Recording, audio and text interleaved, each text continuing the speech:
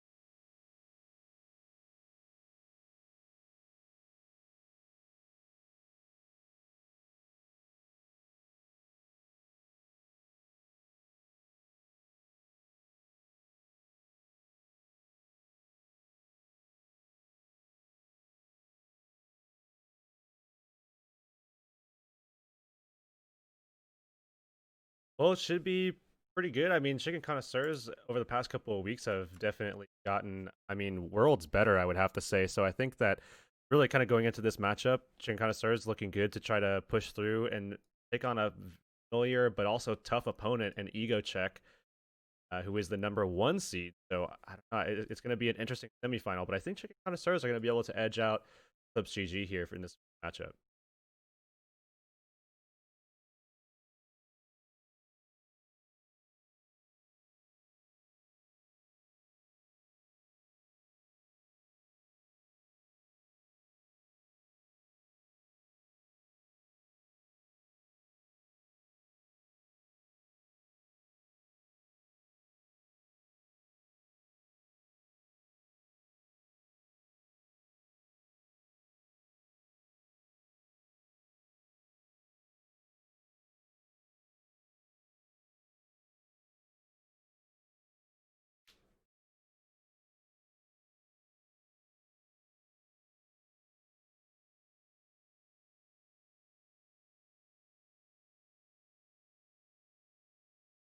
All right, starting things off here on Gibraltar.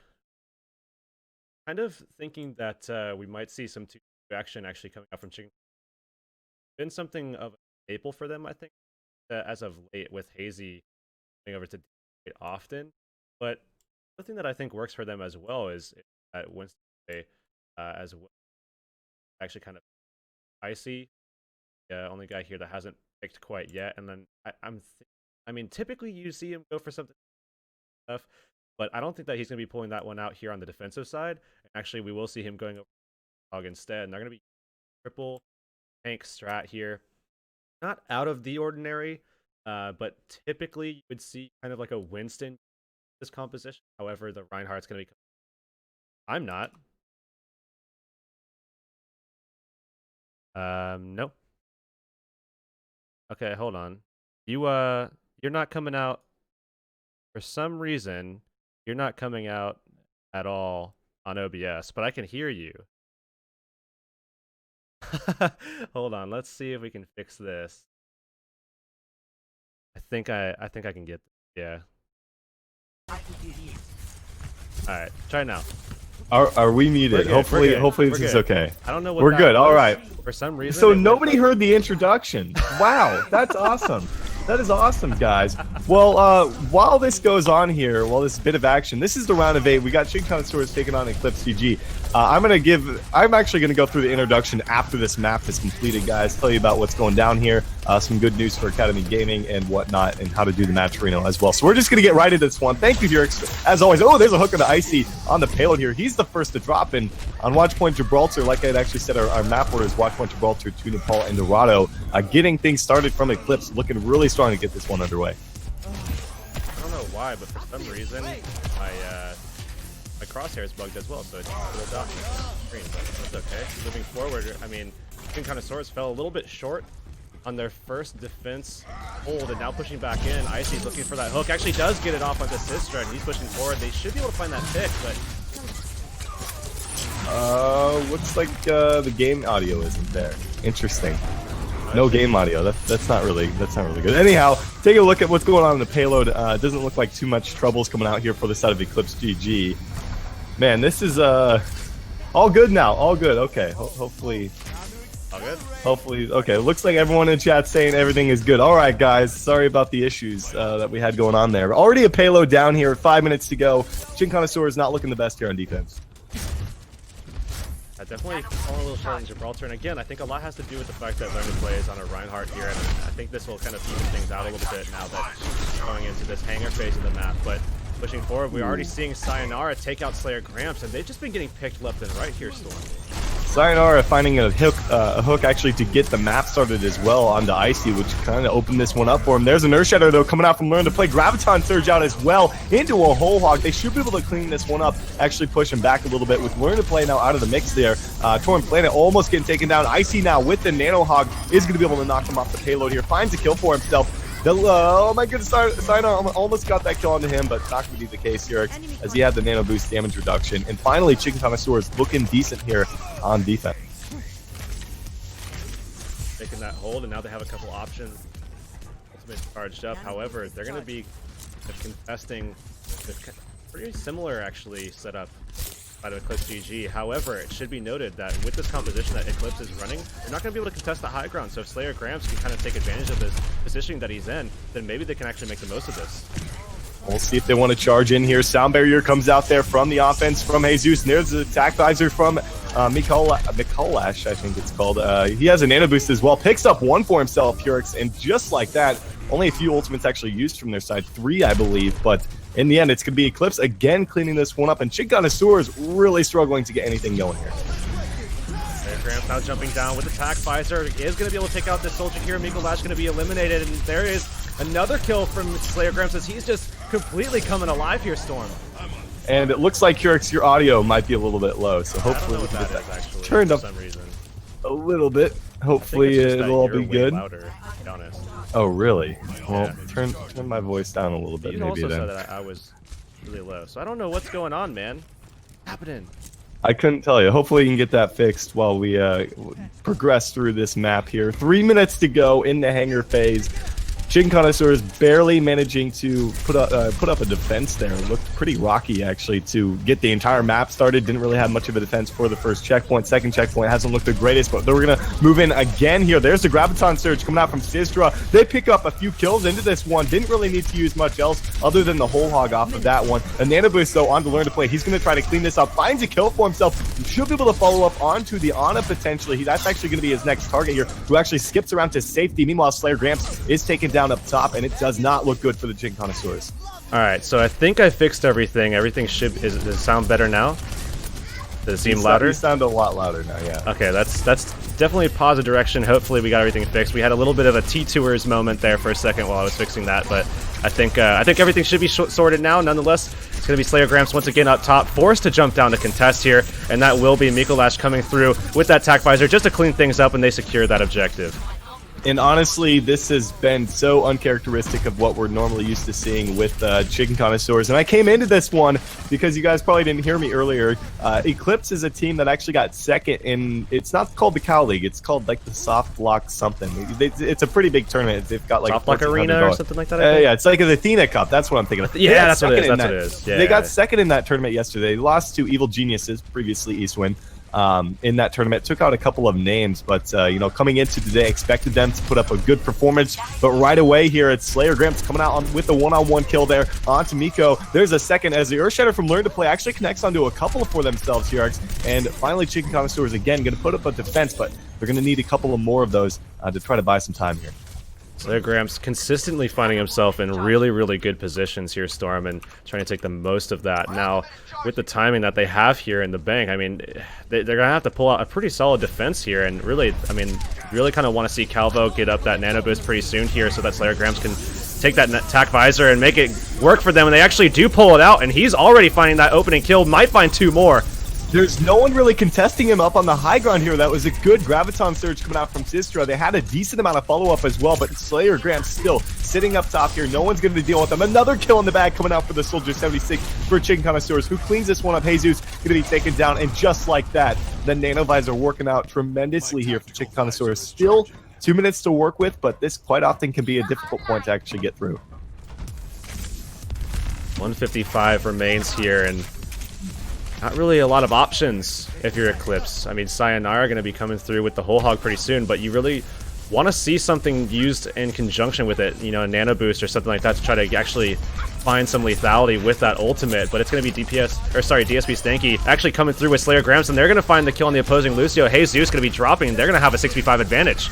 You know, sometimes he can be the DPS Stanky, man. Sometimes. But it looks like they do lose Learn to Play. That's not going to be good for their front line. Still, Slayer Gramps has the high ground advantage repeatedly here, looking to finish off the D.Va, who's out of the mech. Of course, Sizra made that change over from the Zarya. Jesus also caught out of position. And again, Slayer Gramps nearing the tac visor. And Eclipse left wondering where can they go with this. Finally, they're actually in a decent position at this point, but they don't really have a... I guess they have a few ultimates to work with. Let's see if they want to pull out any in this next fight. I'm looking at Hazy here to drop that Graviton as soon as Sistra actually... Oh, what an Earth Shatter! Going off big for him. He actually gets put to sleep, though, but in the end, it's... Oh, he actually blocks out the enemy Earth Shatter from Torn Planet, able to make sure his team is going to be sitting pretty healthy here. Good heals coming out from Calvo as well. Going to be able to hold on strong on the defensive side. 40 seconds remaining, just like that, Hurix, as it was Eclipse with over 5 in the hangar phase, but really struggling to make a final push here.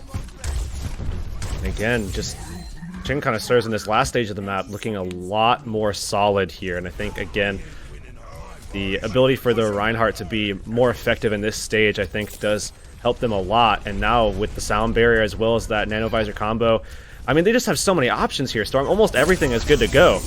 Well, they're going to go ahead and use the Nanovisor here. There was a Nanovisor on the other side from Miko, but he only finds one for himself. It's, oh my goodness, it's Slayer Gramps cleaning up shop here. Miko able to find a couple for himself, but in the end, he didn't have the best kind of positioning there compared to what we see from Miko. From the side of Slayer Gramps, rather, I guess you could say here. But there's only Torn Planet remaining. Sound barrier out from both sides here. Is it enough to get the job done? 3 people still on the payload for the offense. Somehow, Eclipse GG is holding on in this one, Storm, and Stanky is gonna, get hooked out, and it's gonna be Sayonara with that pick. And again, Slayer Gramps in just fantastic positioning. He should be dropped out by Sister there on the D.Va, gonna be contesting him, and he's gonna be sent actually just to kind of run back around and try to get in, again, that kind of high ground that's been working out for him. And they press him, and they should be able to find this 2v1 kill, and they do. Well, they have an Earth Shatter to work with from Learn to Play. Nice Bio Grenade hits there to Torn Planet. Self-destruct is out. They get moved back a little bit here, but there's the Shatter. Connects onto 3 on the payload. He's immediately taken down, though. Only 3 people here around the payload. Oh, they don't even get back in time, and Eclipse GG are going to be able to complete out Watch Point Gibraltar in overtime. A solid defense at the end from the side of Chicken Connoisseurs Hurix, but not able to really hold on strong enough there. And impressive performance there. I mean, honestly, they kind of, I hate to say it, but they kind of C9'd themselves there, Storm. Just I think we said enough of that this past weekend. That's why I say I hate to say it, man. I hate to say it. Okay. Especially since C9 did it once, and I think, didn't Envious do it twice, and then we saw, I think, Envision do it or something. I mean, like, almost every team wound up doing it. Just maybe it was the Liquid. Western team. Yeah. Oh, yeah, the NA cart. I keep forgetting that we settled on that it was going to be the NA cart. Just unable to just stay on the payload. But this time it was the defense. It was the defense this time, so that's actually what?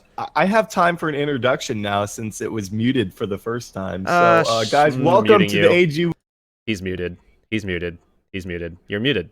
You're muted. You're talking, but you're muted. All right, now you're not muted. Welcome to AG number 48. Geez, Hurix, I can't even deal with this guy anymore. We had 25 teams play today. A quick actually first round, and now we're in the round of 8 here with Chicken Connoisseurs and Eclipse. Chicken Connoisseurs, they dropped in the semifinals last week to Enix, who dropped EgoCheck. EgoCheck got the #1 seed this week. But as always, guys, we do have a prize pool tonight. $100 coming in through the side of Haste. And Haste also did decide to partner up with us for the month of May, so they're going to be tossing in $100 for every week in May. You guys can help donate to the prize pool tonight by using !Matcherino in Twitch chat. We've got like 50-ish codes still around there, so be sure to donate that $1 using the coupon code AGOW48. And with that, Hurix, the introduction is out of the way, and we can get started to see what Chicken Connoisseurs are able to do here on offense. And unmute. Cool. I'm just kidding. Want to buy a new caster. Want to buy a new caster, yeah. Alright, so we will see DSP Stanky on the Hanzo, just checking that little corridor there to make sure that they're not going to be contested early on. And again, I see Hazy going Going back over to what we saw them consistently on in the past, and the big kind of standout here actually is going to be Slayer Gramps. He's going to be on that Widowmaker that I don't think I've ever seen him on this pick. I don't know if actually I feel like we have seen him on the on the Widowmaker. Oh, he finds a pick there. Miko just going to be dropped. That's a good start for these guys, getting rid of that DPS. Pretty much the lone DPS threat. Only Sayonara are really going to be able to provide anything else here. Still watching Slayer Gramps learn to play, though, under a lot of heat. Does he make it to safety? It looks like that will be the case. No, he's going to be dropped there. Unfortunately, Stanky not able to bring it too many heals in on the Lucio there for himself. But now it's Slayer Gramps looking for another pick here onto Miko up top. He's actually going to get hit there by the Helix. In the end, it looks like Eclipse might have an opportunity to hold on here. And they're finally going to contest Slayer Gramps and push him back a little bit. He did find that initial pick, but just not enough after that. Tried to go for that spawn camp kill onto Miko, but Miko shut him down a little bit. And that's going to be Eclipse holding out here, Storm, and not without a couple options, actually, for Chicken Connoisseurs if they're pushing back into this one. Hazy with that Barrage, Calvo coming up pretty soon with that Resurrect, and that could be very pivotal in this next fight as, again, a very momentum-shifting ultimate to be used here for this first objective. It'd be kind of a shame for Chicken Connoisseurs if they would require that to be used. Certainly want to have that in the latter stages of the map in that second phase, but well, this is just great positioning coming out from Eclipse. They kind of made sure that there was nothing to be had of that infrasight that came out there from Slayer Gramps, but a tactical visor is not ready. It was just a nano boost on the Miko. Didn't really mean too much. He picked up a couple of kills for himself, and again, they're able to hold on. Hazy now making the change over to the D.Va as Icy is nearing that Dragon Blade as well. We'll have to see Slayer Gramps now on the 76, so they're making a big change here, but they're going to leave Calvo on the Mercy as he does have that Resurrect available. Under 2 minutes to go here. Alright, so Chicken Connoisseur is pushing forward again, having that Resurrect. Icy with that Dragon Blade, certainly looking for him to unleash that pretty soon here and just diving through, but unfortunately for him, I mean, he's going to have to get through 3 tanks, so really going to be looking for the support in this next one, but he gets Earth Shattered! Oh, they used the Resurrect already as well. Calvo is the first to drop here. Both supports out of the fight, and Eclipse are just rolling over the Chicken Connoisseurs. Unfortunately for the Stanky fans right now, they are not getting the match they had hoped for, as I mean, this is Eclipse. I mentioned before, I might have even been muted at the time, that there were multiple players on this team I did recognize. Limd and Sistra and Miko being 3 of them. I think Sayonara as well. I feel like this is a team we have definitely seen on stream in the past, maybe under a different name. Can't quite recall, but they're really showing up here in the round of 8. I mean, for some reason I recognize Jesus as well, and I don't remember why exactly, but nonetheless it's going to be Slayer Gramps up top once again, but sightline denied actually, and the self-destruct coming out, not going to find anything, and again, Icy, Slayer Gramps not really in this next fight, and because of that it's going to be a 4v6 that Chicken Connoisseurs are going to have to back out of, but they already lost someone. Icy wasn't able to get any value off of the Dragon Blade because he was just kind of zoned out. They're going to go and pop the Tactical Visor from Slayer Gramps, see if he can be the savior for this team, but the LOS is there. Sayonara almost reels him in there with the hook. 20 seconds to go, and this is looking very bad for the side of Chicken Connoisseurs, who are not really nearing too many ultimates. Self-destruct ready to go. Earth Shatter on the way. They're going to have to come up big and try to outmaneuver the side of Eclipse here. Oh, you know what it was? It was that Slam team or whatever that he was on with who I think is on Team of Snow now or something like that. Not quite sure about that, but DSP Stanky going forward now, just trying to push these guys off the cart so his team can actually get up in there, but Earthshatter came down. Icy was already eliminated, and I don't know, it seems as though we're going to be... Oh, what an Earthshatter coming out yet again! Torn Planet all over the place with those today.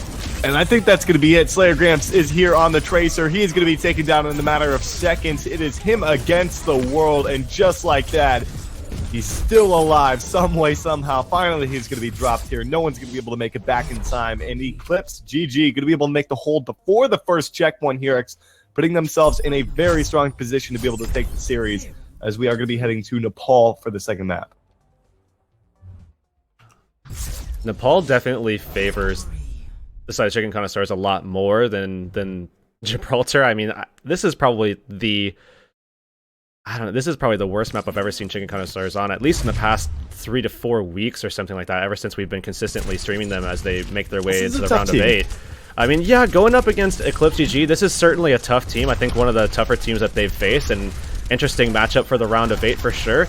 But again, I don't think they looked very solid on this map in general, and I mean, they had a couple of opportunities. I think they should have really kind of taken it to them in the hangar phase, especially given the fact that Eclipse GG didn't really have anything to kind of contest that high ground. So if Slayer Gramps went up there and, you know, had some extra help there from Calvo, which they were in the position to do, and really, I mean, they should have had a little bit more threat from that, I think, throughout. And because of that, they should have been able to hold out in the hangar phase for a little bit longer. And maybe they would have been able to make that hold in the last phase when they fell off the point and allowed the cap to occur. Of course, none of that even mattered because their attack was just not too strong at all in general, and they weren't even able to get the first cap, despite the fact that they got that opening pick when Slayer actually was on that Widow, just not able to do anything after that. Yeah, and it's going to be Nepal for our second map here, guys, in the round of 8, as Chicken Connoisseur is kind of facing elimination here. Otherwise, if they do take this, we'll be heading to Dorado for the third map, but it looks like we are good to start here. I do want to give you guys another reminder about our prize pool tonight. I advertise it as a $150 plus prize pool every single week because of you guys. You guys need to make that possible every week. ! Matcherino in Twitch chat, which I already did. Use the coupon AGOW48 to donate your $1 to the prize pool for free. Only takes about just a few seconds of your time. Hurix, I'm sure you've even done it tonight, as have I. As hopefully you've done it, man. Hopefully. Yeah. Hopefully you guys can do that for us. All of that goes to first place. Not a single penny goes to me or Hurix. All of that just to the first place team to help us stick in the Gosu Gamers rankings and whatnot every single week. So be sure to do that between the maps, between the series and whatnot here as we get this underway. Teams did change sides. Unfortunately, Hurix, I didn't have an opportunity to do the change here, so you got to make that change. Hey, I brought it up at least. That's true. You did. That's fair. That's a fair point. All right. Well, it looks like on the side of Chicken Connoisseurs, they are going to be moving over to the Far Mercy setup. So Hazy going to be sticking with that Pharah. They tried this on offense to get things started on Watchpoint Gibraltar, which I think Nepal, especially Village, lends a little bit more to that playstyle. They just have to be very careful about Miko, who's going to be breaking out that Soldier 76 again. He did a terrific job last time on it, so we'll see if he's able to keep that up here. All right, so Miko now going to try to have that same performance that we saw him on with Gibraltar, but again, Nepal is certainly a better map for Chicken Connoisseurs as they can get really aggressive. Sayonara already with that first pick on the Icy, shutting down a huge DPS threat, and that's the second kill for them here as well. It's looking pretty good. Oh, they do lose Slayer Gramps, though. Not the greatest for them, as it looks like, yep, that's just going to be a quick, easy cap coming out for the side of Eclipse, and it doesn't, I don't even know if Calvo and Hazy are able to make out of this alive. No, Calvo is just going to drop down here. I'm not really sure about that. Hazy could have kind of given him safety there. Hazy was all the way back to the base. He's at 90% on his ultimate, Hurix, and he's actually going to be making a change now over to the Zarya. Slayer Gramps trying to build up that ultimate there. Pulse Bomb certainly going to be very big for them, as you often see Eclipse GG actually just kind of balling up, and maybe we could see a double kill coming out for the side of Chicken Connoisseurs to open things up. And now they're just pressing onto that Reinhardt. Sayonara already with that opening pick, and that's been a very consistent thing for Eclipse actually, with just Sayonara finding opening picks and creating 5v6s where Chicken Connoisseurs are down a man. Well, I mean, it was Learn to Play that just dove in there. I think he was expecting to find somebody off of the charge, but then he just kind of got hooked in and then just died there. So it wasn't the greatest opening. Can't have your guy just diving into the back without any follow-up, or even just diving in there. Not the best play for the Reinhardt, but we'll have to see as we do see the Pulse Bomb. Oh, Pulse Bomb going to be absorbed there by the Defense Matrix. Good play coming out from Sistra, but they do lose Torn Planet. Now Miko coming through with the Nano Visor, finds a kill for himself. Should be able to follow up with a couple of more. He is really not being pressured down here. Learn to Play tried to finish him off, but wasn't the case, as him and Sayonara clean this up here for Eclipse. Sayonara with the whole hog ready to go as well, and this is 75% unanswered from Eclipse GG, and Chicken Connoisseurs have been shut down already on Gibraltar, and Eclipse kind of actually made it look pretty easy. And now on Nepal, which is a map that I think certainly Chicken Connoisseurs have a little bit more favor on. It's, again, Eclipse just shutting them down pretty holistically, actually. And they still have that sound barrier at the ready. And Jesus is going to be forced to try to get back around to actually get that over to his team. Well, the fact of the matter is that they don't have too much to work with. Oh my goodness, Torn Planet coming through with the Shatter. He's not going to have much follow-up because The follow-up was actually only to the nano-boosted Reinhardt, but in the end, self-destruct's out there as well. Doesn't find a whole lot, as we do see Sayonara really cleaning this up for his team. Only 2 people even remaining here. Slayer Gramps pulse bomb sticks under Torn Planet, gets the kill for himself, but Hazy off respawn won't be there in time, and that's going to be a 100-0 round 1 victory coming out for Eclipse. Man, haven't seen a performance like this against Chicken Connoisseurs, certainly not in a round of 8 situation, I mean, in quite a long time. But Eclipse, GG, I mean, as you mentioned before, is definitely a strong roster. So now moving on to Sanctum, I feel like this is the map that Eclipse GG had even more favor on, because of the fact that they've been running triple tank this entire time, and they look incredibly strong when they actually do run it. So I think Sanctum should go kind of similarly actually to Village. Maybe not a 100-0, as again they just kind of rode the momentum of a nice and clean first fight that occurred on that first map, but I still think that they should pretty dominantly take this second map here on Sanctum as well. We'll see if that's the case here, as it looks like Hazy is going to be sticking on the Zarya to get things started here. I feel like they started to get in their groove a little bit more in the latter part of that round here. He's just going to be starting out with this one, as we both see the same comps coming out from both sides. We'll have to see. There's a charge coming out from both Reinhardts. They do knock each other down, but a good hook coming out there from the side of Icy. Picks up the first kill, and finally looking like an opportunity for Chicken Connoisseurs to put a point on the board, as it looks like a fully charged Hazy should be able to move. Oh no, he gets booped down there by Jesus. That's not a good feel for these guys. Is Calvo going to be taken down as well here? And Eclipse coming back and turning this around in their favor. Oh, Slayer Gramps getting pressured. Actually, Icy going to be falling there. Sayonara makes yet another play for Eclipse DG. And that's again going to be Eclipse taking that first objective, and they just have to take out Stanky. But Stanky, again, just so elusive and going to be able to get away with his life there. That wasn't that was a terrific start coming up from Chicken Connoisseurs, but they just didn't have enough follow-up. I think they were kind of hesitant to move forward off of being in the 6-on-5, and a couple of their guys got booped down. I'm not exactly sure what happened to Calvo there. He actually must have jumped off or something like that. But there's a hook from both sides. Sayonara, the first to drop here. 2 kills in the bag, getting rid of both of those tank players. And I think with this, they should be able to actually move on to the point this time around. They do have a Graviton Surge to work with, but Sistra going to be taken down here. And finally, Chicken Connoisseurs clean this one up. And they will finally get that flip there at 33%. I see running forward, but they do have Sound Barrier ready to go. Jesus not anywhere close to having his, so they will have at least a small advantage, but that's going to be pretty much used directly with Sistra's Graviton Surge that will come out. So we'll have to see if they have more damage to actually impact into this. And oh, a nice charge actually from Learn to Play.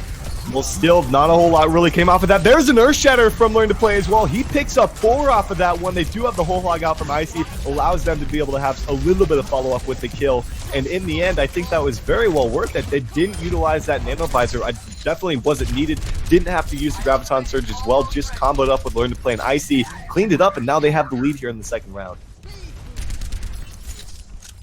Taking that lead, I kind of actually thought that was a little bit unexpected, and still a really good play from the supports actually, and Learn to Play actually to start this off. And they take that first elimination. Nano Visor coming out, but they're going to try to LOS this. Still, Calvo just jumping in the front and just getting taken out. Not the greatest coordination coming out from Chicken Connoisseurs there. The Graviton Surge was in a good spot, but it wasn't not enough people kind of around to be able to do anything with the follow-up. The only follow-up they really had off of that Urix was a Nano Visor, and Slayer Gramps was not in a position to be able to drop that because it would have been into the shield coming out from Torn Planet. So good follow-up off of Sistra and company there, who cleaned that one up pretty easily, Urix, and should be able to regain the lead here in the second round. It's still an Earth Shatter to work with for this next fight. I have to wonder how they're going to jump in here. Stanky getting taken down pretty low, but he is at 65% and trying to get back up. Jesus just used his Sound Barrier to try to get it back into there. And Icy actually with that opening pick. Slayer Gramps coming alive here, Storm.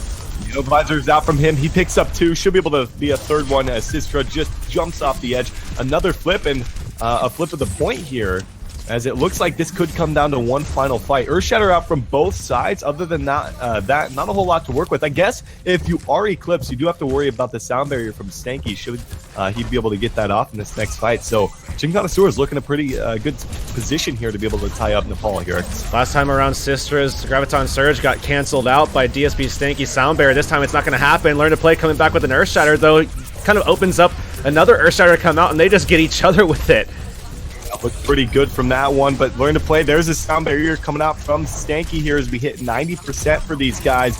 The whole hog out as well. Icy, actually no, Icy started to use his. Sayonara is out with the whole hog. He picks up a kill there onto Stanky as they do get the flip at 98%. A hook from Sayonara looking to follow up off of this one. He's almost taken down though. Is able to retreat to safety as it will be a regroup coming out from both sides now.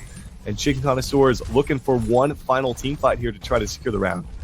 They do have Hazy's Graviton Surge into this and might be able to get Calvo with that Nano Boost coming up and Slayer Gramps if he finds a little bit of damage beforehand with some poke. Oh, a nice sleep actually coming out from Calvo. They still need a little bit more. They need that Nano Visor to be able to secure this next fight, and this will be the last one. And what a hook coming out there from Sayonara. Whoa. Graviton Surge, though, is out from Hazy. It's going to be into a sound barrier. It's going to be Lind and Miko actually tearing up there with the Tac Visor as he finds a kill for himself, and I think that's going to be it. I don't even think they have a chance. No, Slayer Gramps returning fire with his own Nano Boost. He gets a kill for himself, but no, he's going to get hit off the map. Another boop coming out from Jesus. He's going to help his team secure this round and learn to play, able to contest for just a second before he's charged into the wall as Eclipse going up here 2-0. As soon as they can get rid of Stanky, finally he's going to be taken down as they secure this round. We did see Stanky actually take out Torn Planet, but again, just not enough, and certainly it seems like Chicken Connoisseurs are playing a lot more in tune with what we would anticipate from them on a map like Nepal. But now going into Shrine, the third map of Nepal, you have to wonder if now maybe it's too far gone, and Eclipse GG, if they win out this first fight, they're just going to steal away a lot of easy percentage, as Shrine is just given that high ground that you get, given the line of sighting that you can do. I mean, it's a pretty easy point to hold out on. So, I mean, we'll have to see what happens here. If Eclipse GG gets that first point, just in general, that's obviously good news. But I think in this situation here, it's even better because of the fact that they hold out quite well already. They already run that triple tank, so it's hard to bust through them. And I don't know, it's not looking good for Chicken Connoisseurs at all. This is all or nothing here for Chicken Connoisseurs. They lose this round, they are going to be eliminated from the tournament in the round of 8 here. Definitely not looking as good as they had probably hoped for up against a pretty strong Eclipse team. I expected them to be strong, but I didn't expect them to be this strong heading into this year. But, you know, we'll have to see as they progress throughout the tournament here. Learn to play the first to drop. An unfortunate start for these guys. Slayer Gramps barely makes it to safety here, as it looks like they're probably just going to be forced to give up the first points off of that pick just on to Learn to Play. They're backing them out, and free ult charge for Miko as he's at 61%, about 20% ahead of the pace set by Slayer Gramps on that soldier for Chicken Connoisseurs, and they're just jumping right in, and a nice charge coming out, actually going to be met in turn by Torn Planet, and he actually gets saved by the Zarya as well. Again, it's Learn to Play the first to drop here for the side of Chicken Connoisseurs. They do pick up a kill, like you said, onto Torn Planet, but in the end, the positioning is just too good here from Eclipse. Miko has Attack Visor ready to go along with that Nano Boost, so they might want to use that in this next fight, but they're going to have to wait for regroup once again. Graviton Surge out there from Hazy. Attack Visor comes down there from Miko. He has the Nano Boost as well, looking for something. No, Hazy, he is the one that's fully charged. He finds 3 kills for himself here. Torn Planet going to be taken down as well, and Chicken Connoisseurs, despite not even using the sound barrier there, they hold on strong. I didn't think that Nano Visor was necessary from Slayer Gramps, but they clean it up anyway. Now going into this next fight, they actually did pull out Miko's and Lim's, so kind of coming out a little bit equal there, I think, and just in that terms. And now going forward, it will be Sistra charged with trying to get some value out of his Graviton Surge. They're going to get aggressive, put it right on that staircase, and they need to get that charge or something going here. They need the aggression. But it's into a sound barrier. There's a shatter coming out from Learn to Play. He picks up 3 off of this one. They should be able to follow through with the remaining 2 kills, as that was pretty much off the back of Stanky with the sound barrier and Learn to Play sacrificing himself for a pretty big Earth Shatter. Literally unlucky is what Torn Planet says there, as it must have been a shield drop or something of the sorts. I didn't quite actually catch that one, but regardless, they clean that up. They take the lead here, and coming up on a few ultimates as well here. Would have to watch a replay, but I feel like maybe his barrier would have broken, but and then like the Earth Shatter just propagating through the rest of what was left of the barrier when it was just low. But I still think that was kind of his fault. He should have been a little bit more aggressive, but gets hooked out right before he puts down an Earth Shatter of his own. A great start there for the side of Icy. Graviton Surge out here as well. There it's into a whole hog. They are just going to clean this one up with ease here, as finally Chicken Connoisseurs getting in their groove. took them it took them an entire map and a round and a half-ish here, but they do pull this one back in their favor. One fight should secure it, and they have a Nanovisor ready to go from Slayer and Calvo. Again, just trying to get that ultimate advantage, and SlayerGramps gonna be able to poke out the rest of what he needed for that TAC visor. Calvo is already sitting on that nano boost, and they're just going to throw that out. Expect to have those connect. Miko getting that late nano boost onto his TAC visor that he just put out, and Learn to Play going to be able to block most of that damage. Yeah, there's no targets. He does connect in the end there with the Helix, but SlayerGramps cleaning this one up. He picks up 2 for himself. He is just going to clean up shop, and that should secure the 3rd round here for Chicken Connoisseurs, really battling their way back on Nepal, buying themselves another opportunity in the 4th round. Certainly looking to see what will come out of these next 2 maps. Sanctum and Shrine are obviously the better of the 2 maps that we saw them performing on, but I think it was mostly just kind of Chicken Connoisseurs falling a little bit short initially, and now moving on to Sanctum. I think this is decent.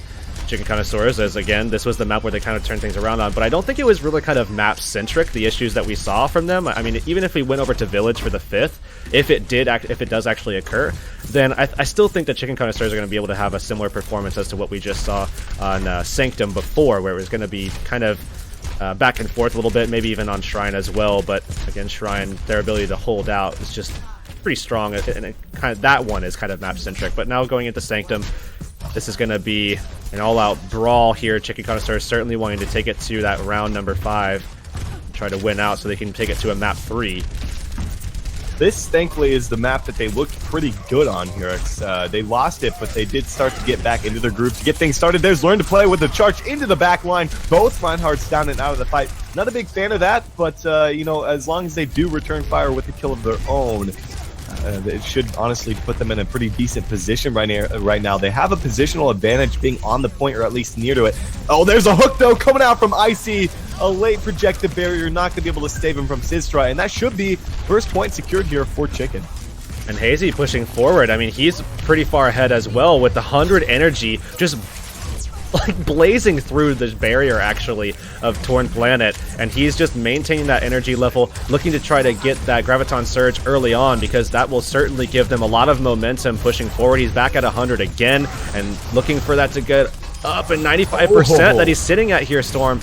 Not the biggest fan of these Reinhardts just diving in blindly, but both of them going to be taken down. I think that there's a Graviton Surge coming out from Hazy. He is not in a good position to melt them down, though. It's going to be SlayerGramps from downtown cleaning up shop here. Hazy was in a rough spot. Sistro was actually fully charged, chasing him down there, but Chicken Connoisseurs now 40% and counting, and they've got 4 ultimates to work with as well here. Falling back, Chicken Connoisseurs looking incredibly strong, and I mean, did just use Hazy's Graviton Surge, but that was pretty much all they used. I mean, that is all they used. Now they're going to have to combat Sistras, and we already saw DSP Stanky. I mean, with the Sound Barrier, they typically do quite well against Sistras, but they won't have that option. Stanky's not going to be able to get that up, and he puts it right into the corner, and again, just not being able to find the damage out initially, but they finally find that kill onto Learn to Play. A whole lot of follow-up off of that one. They go ahead with the Nanovisor from the point from SlayerGramps, but not a whole lot of targets. In the end, he should be able to clean this one up. Limb, is he going to find the kill? Yes, he does after the reload. A few of those guys are still far off the point here, as it looks like SlayerGramps is holding down here. Oh, then Sound Barrier actually dropped there from Jesus. They're going to put all marbles out of the bag here, Gurix. We'll have to see if they clean this one up. Sistra under a lot of pressure. Oh my goodness, the boot coming out from Jesus. He cleans that one up for his team, at least picks up the kill for himself. Hazy, though, coming through with the Graviton Surge. Is it enough, Gurix? Oh, Hazy should be eliminated, but some nice heals coming out. Miko does find that with the Helix, and Icy going to be able to find that shutdown onto Miko, as Lim jumping onto the point, going to be easily clotheslined there by Icy, and it looks like that's going to be an easy way to secure that 5th round. Ooh. Didn't expect that happening at all. 100-0 coming out there from the side of Chicken Connoisseurs, a team who just got handled on Watchpoint Gibraltar. Round 1 was a 100-0 as well for the side of Eclipse, and now we're heading back to the point where we just saw Chicken Connoisseurs take a pretty dominant victory in the 3rd round, I believe it was. Maybe it was the 4th. I can't recall here, but regardless, looking pretty strong and have an opportunity to move it to Dorado for game mode 3. So honestly, Sayonara had such impact early on, and we saw crazy Earth Shatters coming out from Torn Planet. I mean, Miko was all over the place as well as Jesus, definitely finding some good moves to contest DSP Stankies. But so far, I mean, what's really kind of swung the favor actually is the fact that Torn Planet has been a little bit hesitant to be aggressive, and when he is aggressive, it's a little bit too aggressive, and he overextends a little bit, gets picked off, and then they maybe make trades. But Icy has been kind of doing well against Sayonara, but Sayonara finally turning the tides a little bit. Is this what Eclipse GG actually needs to get back into this one? That was a weird turn of events. Torn Planet found the charge into Icy, and mid-charge he was hooked out by Sayonara. Regardless, the first kill in the bag here, and it looks like the side of Chicken Connoisseurs want to press this, but a nice bio grenade connects there from Limb, and should be able to secure a couple more kills for him. We'll have to see. No Stanky not going to be able to jump out his way out of that situation.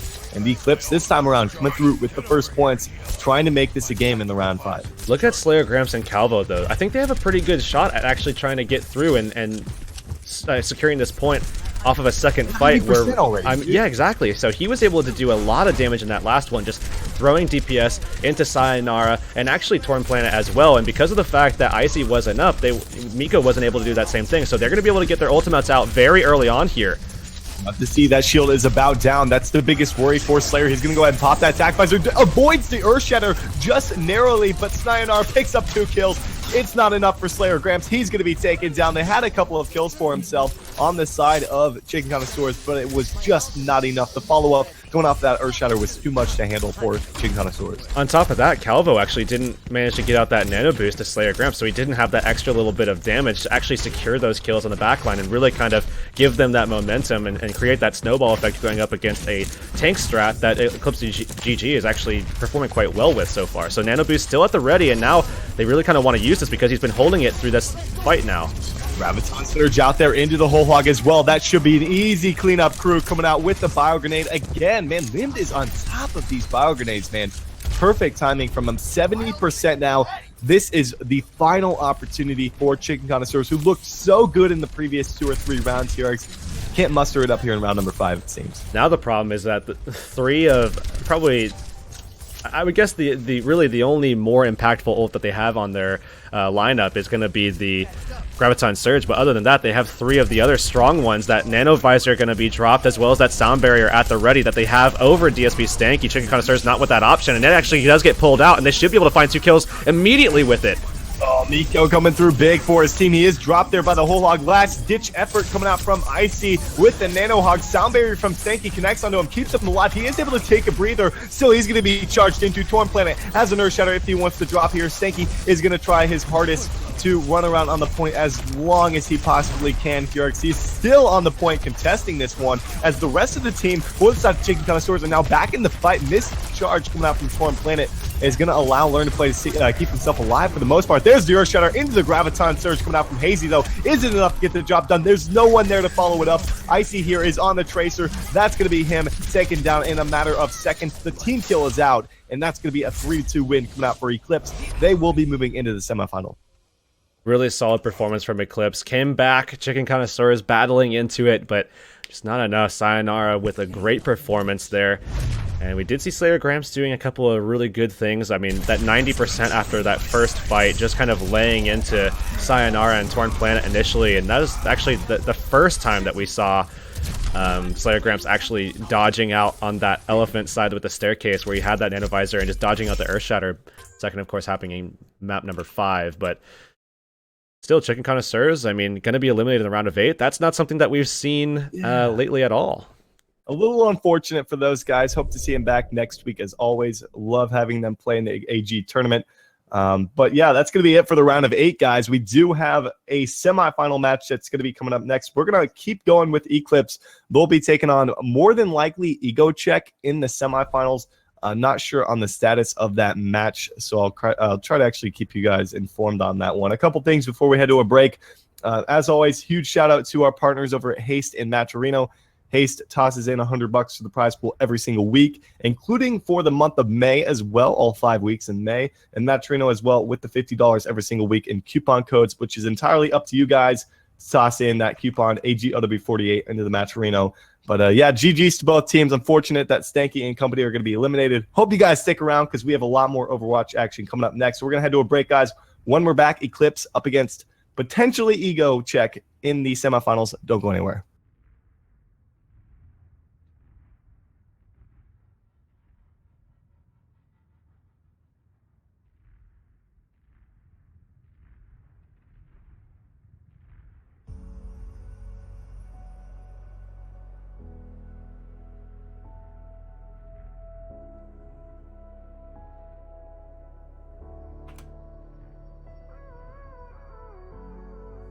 too much, now I'm swallowed.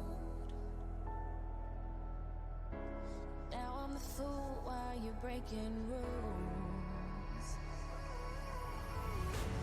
Dangerous path that I follow. Oh, go on, just do what you do. And it hurts as I bleed for you, cry for you. Let me bleed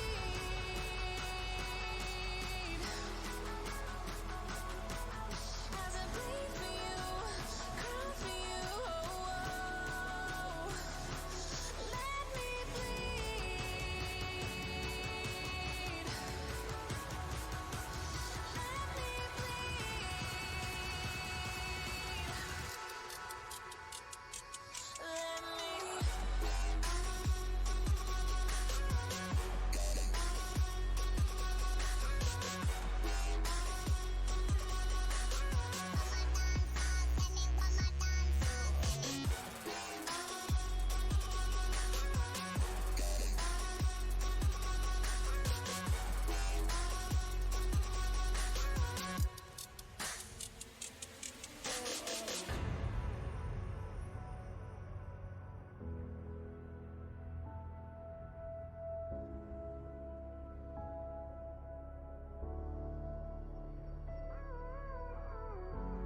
All of the pain seems to follow, like a shadow, dark and cold to the touch. Am I insane not to let go? Oh, go on, just do what you do. And it hurts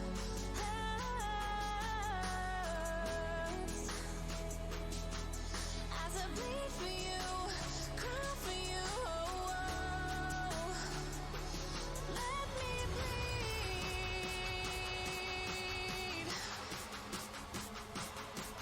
as I bleed for you, cry for you. Let me bleed.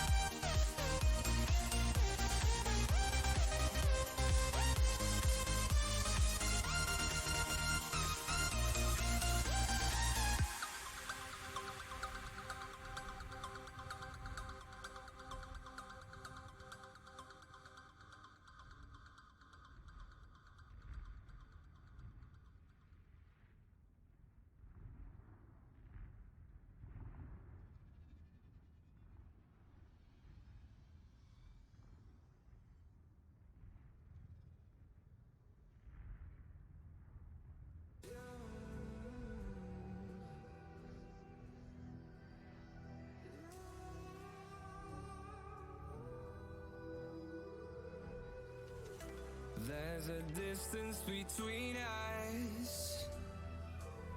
It's getting hard to reach out. Haven't seen you in seasons, but all I hear is your voice. I know my limits, you can break me down, but I'll stay till the finish line. And I've been counting minutes for quite some time now, just to see you again. And I've been counting days to get away, to see you again, see you again.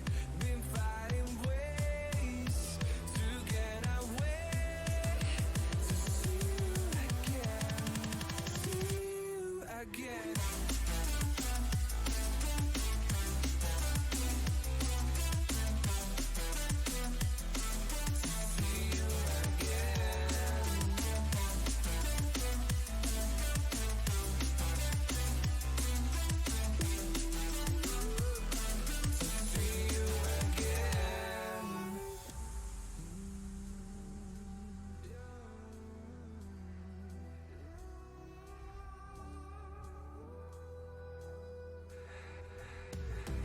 We got millions of reasons to let it all go. Hope we're not too broken. I know I'm not always strong.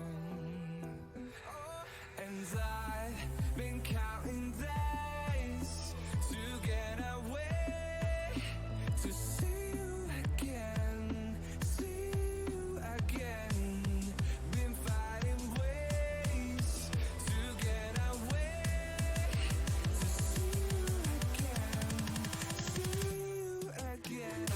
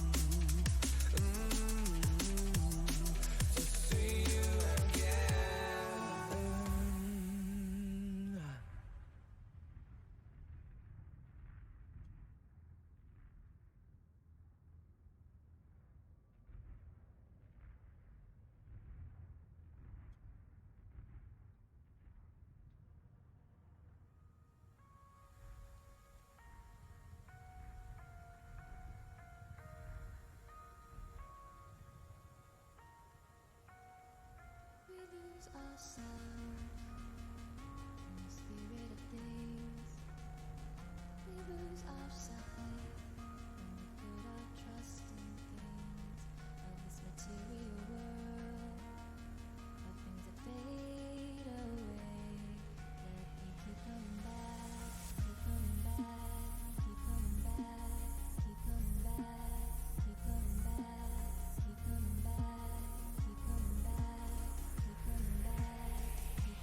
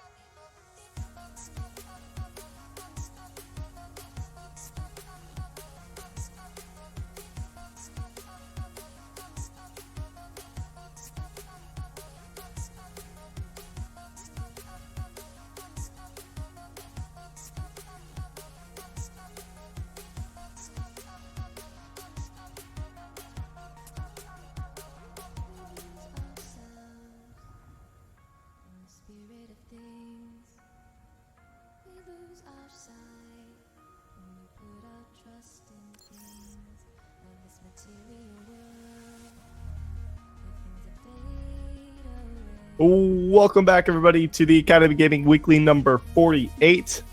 I'm back with Hurix here, and we're about to get into our semifinal matchup. Sorry, it took a little bit. Ego Check had to take care of business in their round of 8 matchup. They took that one 2-0, and they're going to be taking on Eclipse in the semifinals here as we're taking a look at the map draft on stream. And it looks like we're down to Kings Row, Hollywood, and Nepal for this best-of-3 semifinal. Hollywood going to be the third map, so we're definitely going to get a little bit more Nepal action here. Seems like this is a map that we see a lot of lately, actually. I mean, even throughout Pit a little bit, but even that last tournament, man, the Live the Battle, Overwatch Rumble. I mean, we saw a lot of Nepal, but that map draft is going to equate to Kings Row, then Nepal, and then into Hollywood, as we mentioned a little bit. And I think we're just getting ready to jump in, but Kings Row, definitely a pretty solid map pool, I think. I mean, holistically, I mean, Kings Row, Nepal, Hollywood, just all of them in general, really, really solid maps to look at. We already saw Eclipse do quite well on Nepal, but it did go to a round number 5 against Chicken Connoisseurs, so Ego Check still a really solid team, and I'm not even sure who's going to be able to pull ahead on this one. I actually don't have a very solid prediction. I don't feel either way about either of these teams. They're both just incredibly solid. Yeah, I mean, heading into this one, I'm going to give the upper hand to Ego Check. By and far, just their performance last week was pretty impressive overall. In the one series we got to see them, they took on Enix, and then Enix, of course, took down Chicken Connoisseurs in a close 2-1 series. So going into this, I'm definitely giving the upper hand to Ego Check, but Eclipse, placing second in that tournament yesterday is no small feat by any means. So given that, I believe they dropped to Evil Geniuses 0-2 or something. I didn't actually see the series, but nonetheless, I'm looking forward to seeing what's going to go down in this best-of-3 semifinal. I think this is probably going to be a lot closer than the previous one, just given that Ego Check, I feel, is a bit better team than Chicken Connoisseurs. But waiting on the okay from both teams to get into this one. As we do come back, guys, I want to remind you there are still a few coupon codes out there, like a couple dozen, I believe, for the prize pool tonight. Exclamation point Matrino in the Twitch chat. AGOW48, as always, is the coupon code. Be sure to do that. It just takes a moment of your time, and it looks like we are good to go. Get into this one. As I predicted, Ego Check, Hurix. You said that you're thinking this is going to be a pretty close one. I think this is going to be I'm going to say like a 55-45 for Ego Check. You know what I mean? Like where it's really, really close. I do think kind of similarly to you that Ego Check is a little bit of a favorite in this one, but I think it's really, really close between these two. And at the moment you see, Jesus more than likely is going to be going over to that Lucio, but Sayonara at the moment is on a Hanzo, and this is an effective combination that we've seen a lot of teams use, but certainly more recently and probably more famously Envious throughout that Overwatch Rumble recently kind of worked Kings Row with this composition, and maybe they're going to be pulling it out once again. Well, it's honest. I wouldn't be surprised to see it because we also see that from the side of Ego Check. That's something that Stray actually likes to run, or maybe it's Desu. I can't quite recall which, but it is something they do like to run on Kings Row as well. So wouldn't be too entirely surprised to see this Hanzo come out from both of these teams here on the first map. A reminder, the map pool is Kings Row, Nepal, and Hollywood here in the semifinals of the AG Weekly number 48. Winner of this is going to be taking on either Enix or Straight Outta CompQ, and it's my understanding that Straight Outta CompQ is looking pretty good in that semifinal, I believe. So we'll try to keep you updated on that one. But for the time being, on the defense, going to be looking to break out that triple tank setup. Desu going to be on the 76 here as the sole DPS player for Ego Check.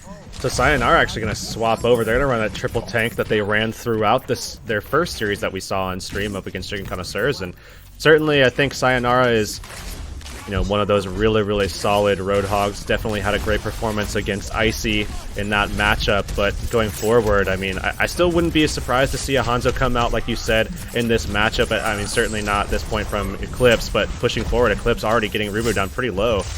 Both Reinhardts actually charged into nothing there. Ooh, Torn Planet under a lot of pressure from the Bio Grenade, but it's Rubu the first to drop. There's a hook coming out from Sayonara. They find 2 kills immediately as Desu trying to apply some pressure, but he's way in the back right now, and that should force the rest of them off this one. Sir Soul gonna be taken down by Miko in the end. And just like that, that's going to be a quick point A capture coming out for the side of Eclipse. Very solid attack and really, really solid pace as well. And setting back Ego Check that far early on is certainly going to be good for their momentum. But something to take note of is that Sistra didn't really get too much energy off of that last fight, and because of that, wasn't able to get much of that charge. So now going into this next fight, if Stray actually goes forward and gets his energy up, he might be able to get this Graviton Surge to be engaged in the early stages of this kind of archway of the Streets phase, and if they can do that, they might be able to secure a really, really nice positioning for the payload.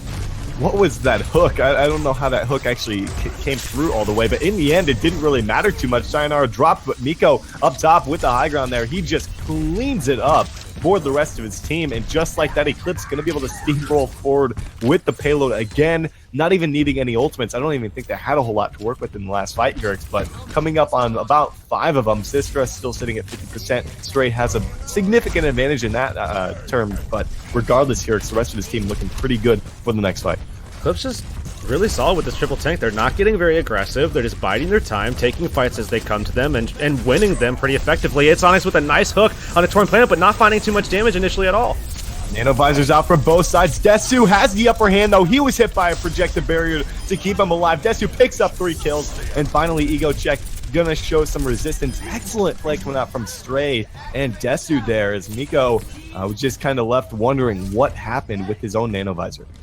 Still, not really a lot used in that last one, and Sistra with the Graviton Surge, Stray going to be coming up with one of his own, so they will kind of balance out a little bit, as Sistra was quite a bit behind, but did actually wind up winning that race, but it's not going to amount to much, as they will both more than likely have it for this next. Oh, what a pick from Desu! Able to find him from pretty much downtown, long range here, as they're probably just going to follow up off this one. I can't see a reason why not to. Torn Planet going to get speed boosted back, so they will be okay, only losing one person in the mix of that one. But again, Ego Check pretty much need every second they can buy themselves at this time, because there was over 5 minutes to work with originally in the Streets phase, as both teams actually coming up pretty close in terms of ultimates. Desu with a 40% advantage though over Miko because of that solo kill. There's the Graviton Surge though from Sistra into the whole hog out, as it's going to be both teams coming out with quite a few ultimates here. But in the end, it's Miko and the rest of the Eclipse crew cleaning this one up, securing the second checkpoint. Really solid stuff from the supports there, as well as Torn Planet. Just keep that shield up, make sure that everybody's sustained, and then the pressure came out from Miko and Sistra to just push through, and they were able to find those kills. And Sistra now once again catching himself with that low energy, but still that Graviton found a lot more value than what we saw from Stray, so that's going to set them ahead going forward, especially given the fact that Sir Soul wound up pulling out his sound barrier, and because of the fact that they didn't pull out any kills, Jesus is going to be ahead in that race as well. The Visor at the ready here from both sides. Need to be very careful about this one. Last time it was Desu that took that fight against each other because he had the projected barrier, but there's Rubu coming through with a shatter. He should be able to follow up off of this, gets a kill into Sayonara. They are going to be able to just clean it up here, as Torn Planet knows he's not making it out of this one alive, and they don't really use a whole lot. They actually, I believe the only ultimate that came out there was the Earthshatter Furix. It was the only one, but Ruber actually timed that pretty well. Just kind of was able to throw the Earthshatter down right as Torn Planet's barrier was getting low enough so that actually he broke the rest of the barrier, with Miko just kind of in the back there as well. Desu helping out break that barrier down just to make sure that it actually did secure some stuns, and they were able to push forward with that one. And Stray now at 56%, catching up to Sistra a little bit, and Sir Soul has now kind of jumped way ahead of Jesus with those kills. Backvisor out there from Miko, trying to get something done with the Nano Boost. Oh, he gets hooked in from downtown. Thankfully keeps himself up, but now it's going to be Desu turning the corner with his own. Hit by the Shatter. 3 of them are on the ground. The Bio Grenade follow-up there from Lim is enough to help them secure the fight. Onyx hooked in there. He shouldn't be lasting too much longer. He does take a breather, heals himself up here, still is alive some way, somehow. The whole hog's out here, and Onyx and company, along with Stray. I think Onyx and Stray basically pulled that one out for their team. Ego Check finally finding a spot that works for them, and this is something that Eclipse GG actually had over on Gibraltar, where Chicken Connoisseurs actually was able to stop them in that last phase of the map, and I think we need to pause here actually. Alright, so Jesus is lagging at the moment. Pause, question mark coming out there from them, so hopefully he is going to be okay, but like you said, pretty solid defense coming out there despite a big Earthshatter. In the end, it was the rest of the defense just holding on strong. Big Earthshatter came out there from Torn Planet. And I mean, the sound barrier from Sir Soul kept them all alive, but the follow-up of the Bio Grenade from Limbed able to keep the hope alive, I'd say, there for the side of Eclipse. But in the end, Ego Check holding on here. 240 to work with if you are Eclipse Hurix. Do you think with these ultimates, they might be able to get it in this next push? Well, looking at it down the line, I mean, you know, Limbed having that nano boost, it's just a question of who are they going to be able to use it on. Maybe Sayonara, if he's able to get, you know, a pick to kind of set himself up. But I mean, with the fact that he's down 28%, he's going to need to actually get hit a little bit, soak up some damage, get some healing that wouldn't come from Limbed or Jesus to try to get himself up to about 80, and then again try to get some damage out. But barrier is still going to be up for Rubu, so I don't see him getting that whole hog up very quickly unless he's just able to get very fortunate setups. And then if he does manage to get it up, though, it's going to be a great setup for them to push through, because Sister with that Graviton, Limbs will be able to nano boost up Sayonara, and they'll be able to have that deadly combo. But we already see Sayonara actually getting into position, maybe be able to find that pick onto Stray, and they do indeed find it. Ooh, but they drop a Graviton Surge Stray. That was a panic ult, I believe, from him. Sistra going to be able to use his own with the whole hog. They clean this one up thanks to Sayonara. And that was just Stray caught way out of position, panic ulting, maybe expecting his team to be able to follow up off of that, but the rest of the team wasn't even in position, so good on them to be able to just back off of that. And I guess they all got cleaned up here, but it's one final opportunity here for the defense. Yeah, I think a bad call there by Stray, push forward, and they were able to hold on to that nano boost, and now I think it is actually going on to Miko, so they're going to try to get that tac visor up and running, but Desu actually zones them out a little bit, so they don't get much use out of that. Miko now only at about 90% as Rubu's barrier is going to fall, and they're just battling through, trying to find these last kills, but look at this! They're actually finding picks! They should be able to. That is huge. Shatter coming out from Rubu, going to be able to hold them off. And, you know, the funny part about that is Onyx was out of his mech the entire fight. They used a nano... did they use a nano visor? No, just a nano boost on the Miko. He didn't drop the fight. I don't think he had it at that time, but they didn't get anything, and they didn't even have to worry about the defense matrix. Now we actually see Desu, or I guess they move off of that one over to the Roadhog here for Onyx off of that Diva pick that didn't really make... I guess it made some sense for him, but didn't have any value because no defense matrix was available in the last fight. Rubu with a lot of impact with that Earthshatter, and now we're looking for Torn Planet to push forward and try to get one of his own up, and Miko does have that tac visor ready to go, but Limbs, who wound up using that nano boost kind of haphazardly a little bit. Oh, Graviton coming down though, Stone. It's a bio grenade into it. Sound barrier keeps him alive for a little bit. There's Miko breaking down with his nano visor here. He picks up 2 for himself, and it's just Onyx and Heartless remaining. They're both going to be taken down. Eclipse going to be able to finish out the map with about 37 seconds remaining in the time bank. Not quite what I think they had hoped for, given how quickly they pushed through the first and second checkpoints here. But, you know, completing the map against Ego Check here, definitely feeling pretty good moving forward.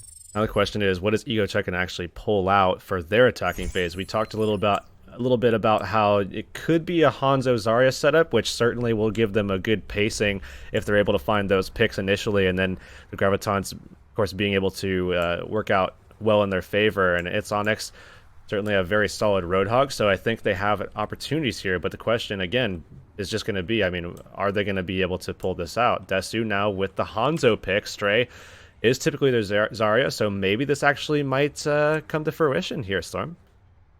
Definitely. I mean, it's what I expected earlier.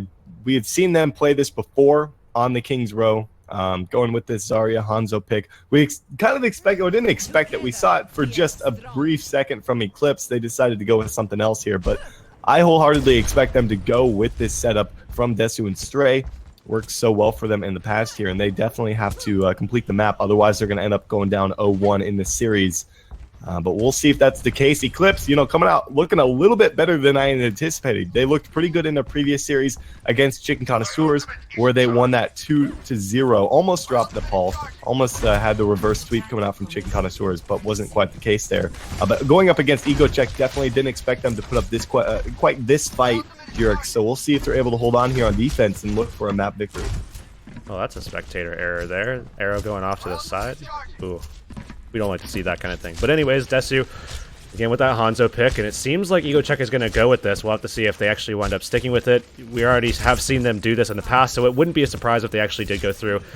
And try to utilize this combination. But again, as I mentioned before, this is certainly something that I think is very solid at trying to maintain a good attacking pace, actually, just because of the fact that you have these threats that kind of deny sight lines. You have guys kind of staggering themselves out, and already a nice opening pick there from Desu. Good pick coming out with the scatter. There's a charge, though. Torn Planet, for some reason, going into Rubu. Finds a kill for himself, but at the cost of his own life, and there's no one really around to really find anything. Desu finds a headshot, like you were just about to say there, onto Miko, and just like that, it's going to be Ego Check coming through with the first points, and pretty much the exact same amount of time frame we saw there from Eclipse as well. So neither team putting up much of a point A defense. And we will see Desu actually getting sightlines for Sistra as well as Limbed following up that backside, and a nice sleep dart. We've actually seen Heartless come through and be very consistent with those sleep darts so far. It's been definitely very nice for them starting things off, and Desu just trying to get that ultimate up. Stray falling a little bit behind, but that's to be expected here, as of course the Hanzo with the picks and that extra little bit of damage that comes from that split arrow as well. I mean, certainly going to be a little bit ahead.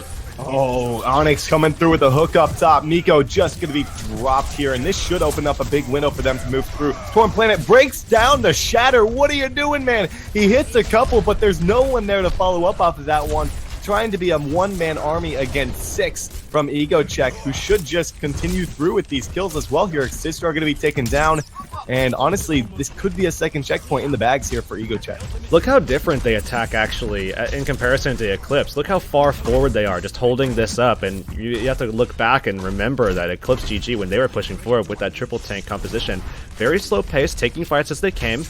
I mean, won them pretty handily, but Ego Check definitely a lot more aggressive, trying to take anything that they possibly can. Scatter going out, and we do see the Graviton coming through as well as the Dragon Strike with 3 inside. Oh, he picks up 2, 3 going to be taken down. Him and Onyx both taken out of this fight, but in the end, it was a big play coming through from Stray and Desu, just trusting one another that they're going to be able to land that combo. Second checkpoint in the bag, 5:40 to work with here for the final phase of the map here. An abundance of time, but I feel like Eclipse might be able to step it up a little bit on defense, as we saw from Ego Check when they were on defense on the third checkpoint as well. Well, the unfortunate fact of the matter here is that because of the timings that actually occurred there with that secured checkpoint, Ego Check had Desu and its Onyx on that very, very far spawn. So now they're just barely getting into position. And again, we have to remember that that aggression that usually starts out. Oh, what a hook from its Onyx! Actually should be able to find that kill. Oh, he lives with 60 HP. Good heals coming in there from Heartless. Unfortunately, Rubu and Sir Soul were both taken down while they were focusing on that Roadhog they pulled in there. So they will be forced to back off this one. Pulse Bomb not quite ready from Desu, and I think that's what they're looking for here, seeing if he can find an early opening pick. But unfortunately, won't have that for the next fight. We'll have to see a lot of ultimates ready to work with from both ends here. I expect Ego Check to just dive right on in there. Desu looking for an opening here and doesn't want to just run into that hammer swinging from Torn Planet. It gets himself in a bad position, and actually it's going to be the Nano Visor coming out from Miko. And that should be enough to clean this one up. 4 kills going to come through from Miko alone, just off of that ultimate, along with Lim's Nano Boost. So they use 2 and get the team wipe for themselves. They do actually, it looks like Rubu used the Earthshatter in that last fight, so they forced out 1, thankfully, but regardless, still a decent amount to work with for the next fight.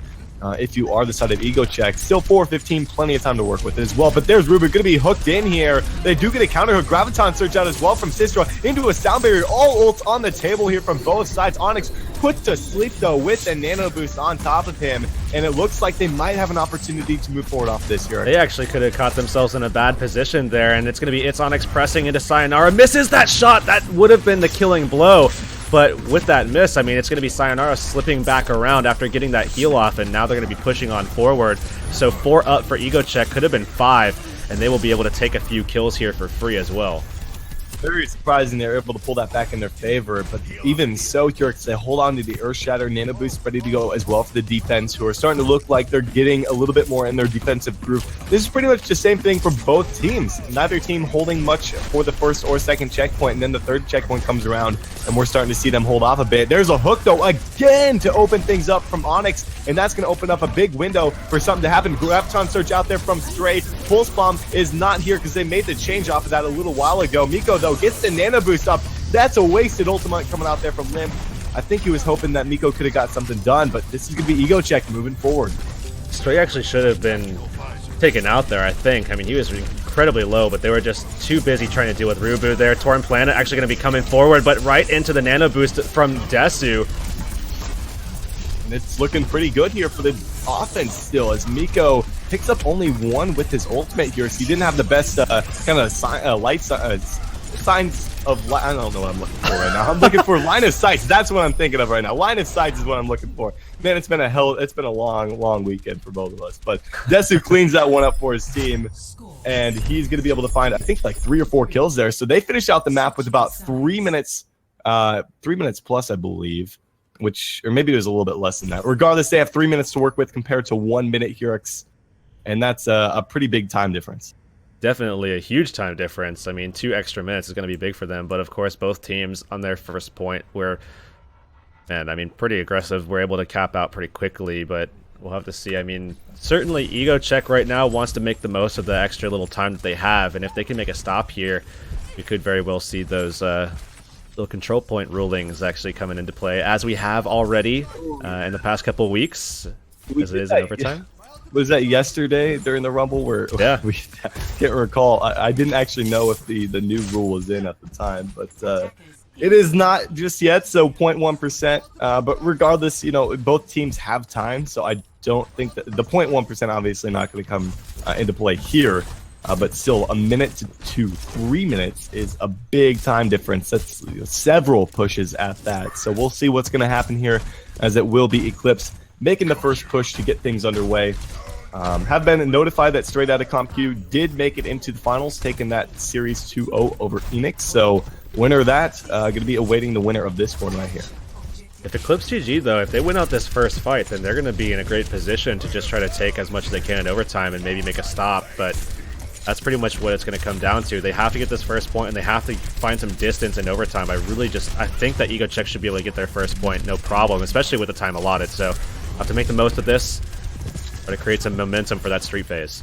Well, Ego Check pulling back around the hotel here, playing really reserved, as there's a hook. Again, Onyx is just on top of these. Nice charge comes out from Rubu. Unfortunately, Torn Planet had a bubble on him, but no, there's the bio grenade coming out from Heartless. They follow through with the kill onto that one, and that should be most of the time off the board. It took them like 40 seconds to actually make a push onto the point here. They get 23.6% here, but with 10 seconds to go, not looking good here for the offense. 7 seconds remain. We're going to see a pretty desperate jump at the point here, but they did manage to get 23.6% and jumping onto the point. Oh, Rubu not going to get a good charge off, though. Desu the first to drop here. There's Torn Planet. He doesn't find one either, unfortunately, for himself. Nano Boost is ready to go here from Heartless. He needs to drop this onto somebody. Get some heals out for Rubu. Why aren't you using your ultimate? I guess they want to see if maybe they are going to just drop this one. Yeah, that's going to be the case. Look for a regroup. I didn't like that play whatsoever coming out from the defense to not use the ultimates, especially when I think they had still had an opportunity to maybe hold on here. Well, they are going to be able to cap this one out, and Ego Check getting everybody off of that short spawn. They're going to have a lot of options. However, given the way that these fights have actually transpired, you know, Eclipse GG with a lot of options themselves, and sitting down with about pretty much all of them in this next fight. They're going to get aggressive right onto the point, jumping straight forward. Graviton Surge comes out. Nano Visor out from Desu. He actually gets a huge flank here. The Earth Shatter comes down as well. It looks like the offense had the advantage ult-wise, but just like that, Ego Check shut them down before the payload's even able to move Hurix. That was a big Grav Surge into that Nano Boost. Just a terrific flank coming out there from Desu. So Torn Planet, I mean, again, just so effective with the Earth Shatters in their first matchup against Chicken Connoisseurs, and kind of shutting down Slayer, or trying to shut down Slayer Gramps a little bit, and actually did do a pretty good job, I think, with those Earth Shatters, and proven very effective, but has been kind of slipping a little bit since going up against Chicken Connoisseurs on Nepal, actually.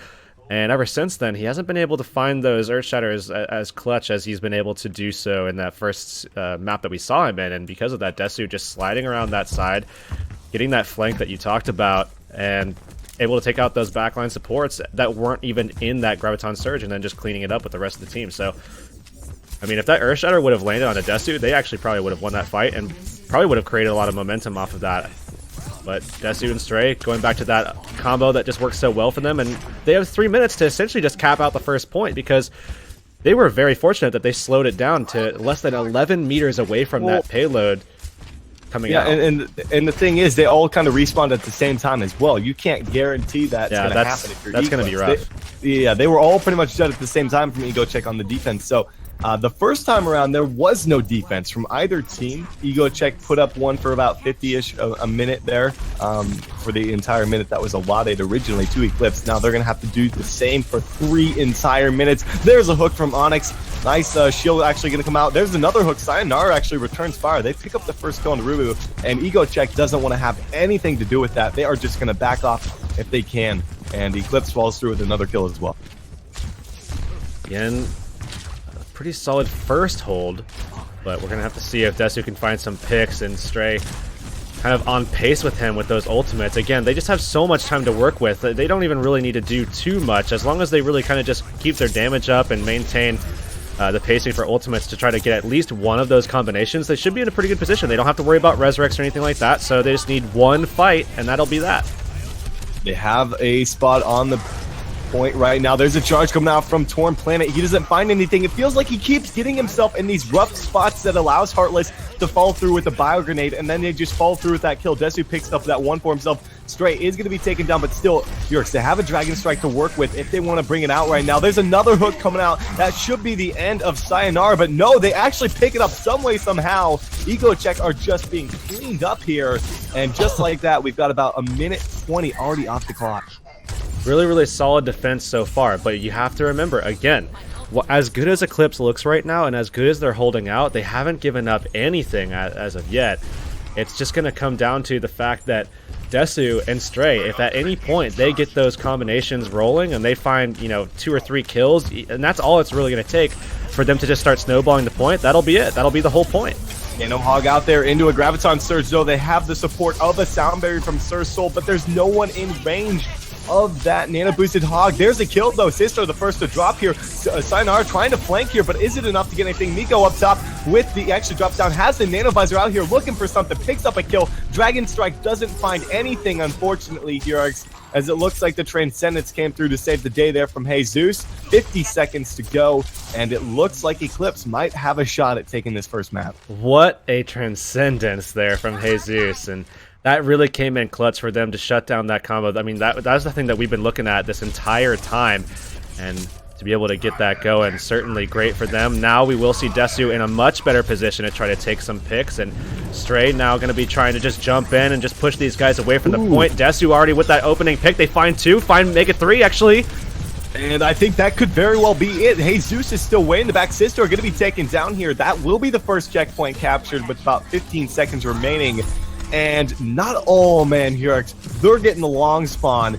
That is rough. They're going to have to fight this outnumbered without Sistra. Jesus going to be taken down so late. What are you doing, man? The whole Hawk's going to knock him off the point. There's no opportunity to get back in time. And EgoCheck, just like that, going to be able to secure the first map as we move to the ball net. Stellar defense, though, from Eclipse. I mean, they definitely held out very well on that first point. Really, really good use and management of their ultimates to combat everything that came out. Stray, of course, shut down a little bit when he did drop out that Graviton Surge, and because of that, Jesus was able to get the Transcendence up and then battle through with his team supporting out against that Dragon Strike. Heartless wasn't able to get into a good enough position to actually get the Biotic Grenade that you were really kind of looking for in that situation to be able to shut down that Transcendence, because really that would have made all the difference, but he wasn't able to get there, and because of that, really good hold from Eclipse, just not enough given the fact that they were down 2 entire minutes in overtime.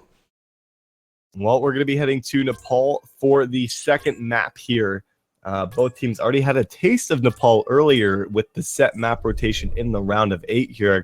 And given what we saw there from Eclipse, who almost gave up the reverse sweep to Chicken Connoisseurs on this map, and that is a little worrying, I think, going up against EgoCheck next on this map.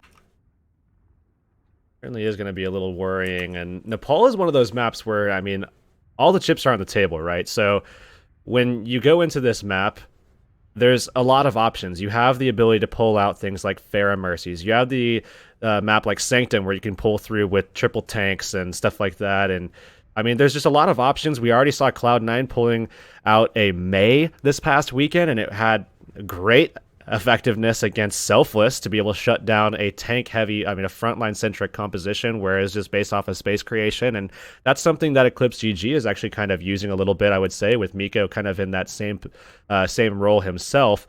But not to see if any of these teams pull out anything interesting. I mean, Orissa's have been pulled out as well on Sanctum, and a lot of interesting combinations that could potentially happen. Eclipse didn't pull anything out the last time, as they just stuck with their same composition throughout all of the maps, if I'm not mistaken, with that triple tank Miko on that Soldier as well. And then, of course, the Ana being that solo healer. But maybe EgoCheck will actually kind of throw a spanner in those plans, as EgoCheck has already pulled out a Hanzo on King's Row. All right, game number 2 on Nepal here to see if it's going to be EgoCheck moving into the finals to take on Straight Outta CompQ, which, you know, going into this, I did look at the roster again, and that is, that's going to be a tough matchup for either team that has to face off against those guys, as it looks like, I believe, a Nap Time was on that roster. I believe someone who we haven't seen in a tournament in quite some time, I believe, here. So definitely would be a pleasure to be able to watch him play with those guys, with Spo and the rest of them. So we're going to see them in the finals. Still probably watching this, waiting to see if it's going to be EgoCheck taking this one. And, you know, going into the finals, if it is EgoCheck in the finals here, 'cause I think it is a little worrying that they weren't able to take care of business as handily as I had expected against a team like Eclipse. But we'll have to see what Nepal is going to be like here as we get this one underway. So that same composition, Storm, coming out once again here for Eclipse, and not really a surprise, as it's just their most consistent one, but you have to wonder about their versatility. Do they have other options just in case this does actually get shut down at some point? And will it actually be shut down? However, we will see EgoCheck coming out with a little bit of a selfless comp of their own, actually with Desu going to be on that Tracer. And this is actually something that we saw this past weekend as well, and it works to great effect, but now pushing through Desu with a lot of damage out, starting things off. Oh my goodness, Desu is just untouched here, looking for Sayonara, is able to get away from the hook there, but still harassing the back lines here. It's Onyx coming through with a couple of more kills, and they secure the point mid-fight as they pick up a few more picks for himself. Miko probably not going to be making that alive. No, he's going to be taken down here at the hands of Sir Soul on the Lucio, and still, there's another hook from Onyx.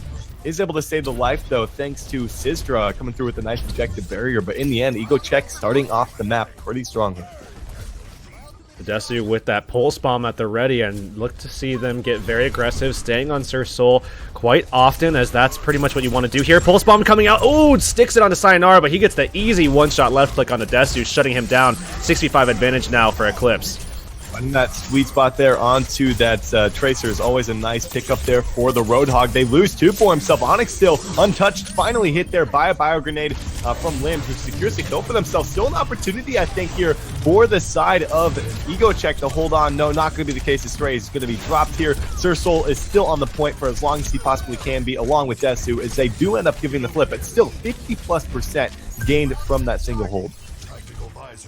But Eclipse now, again, we've seen their ability to hold out, and look at all of the weapons at their disposal. Sistra coming online with that Graviton Surge pretty soon. Jesus will have that sound barrier as well if they need it. I don't imagine that they will if they kind of pull out an ultimate quick. They want to be able to engage here with the advantage of the high ground.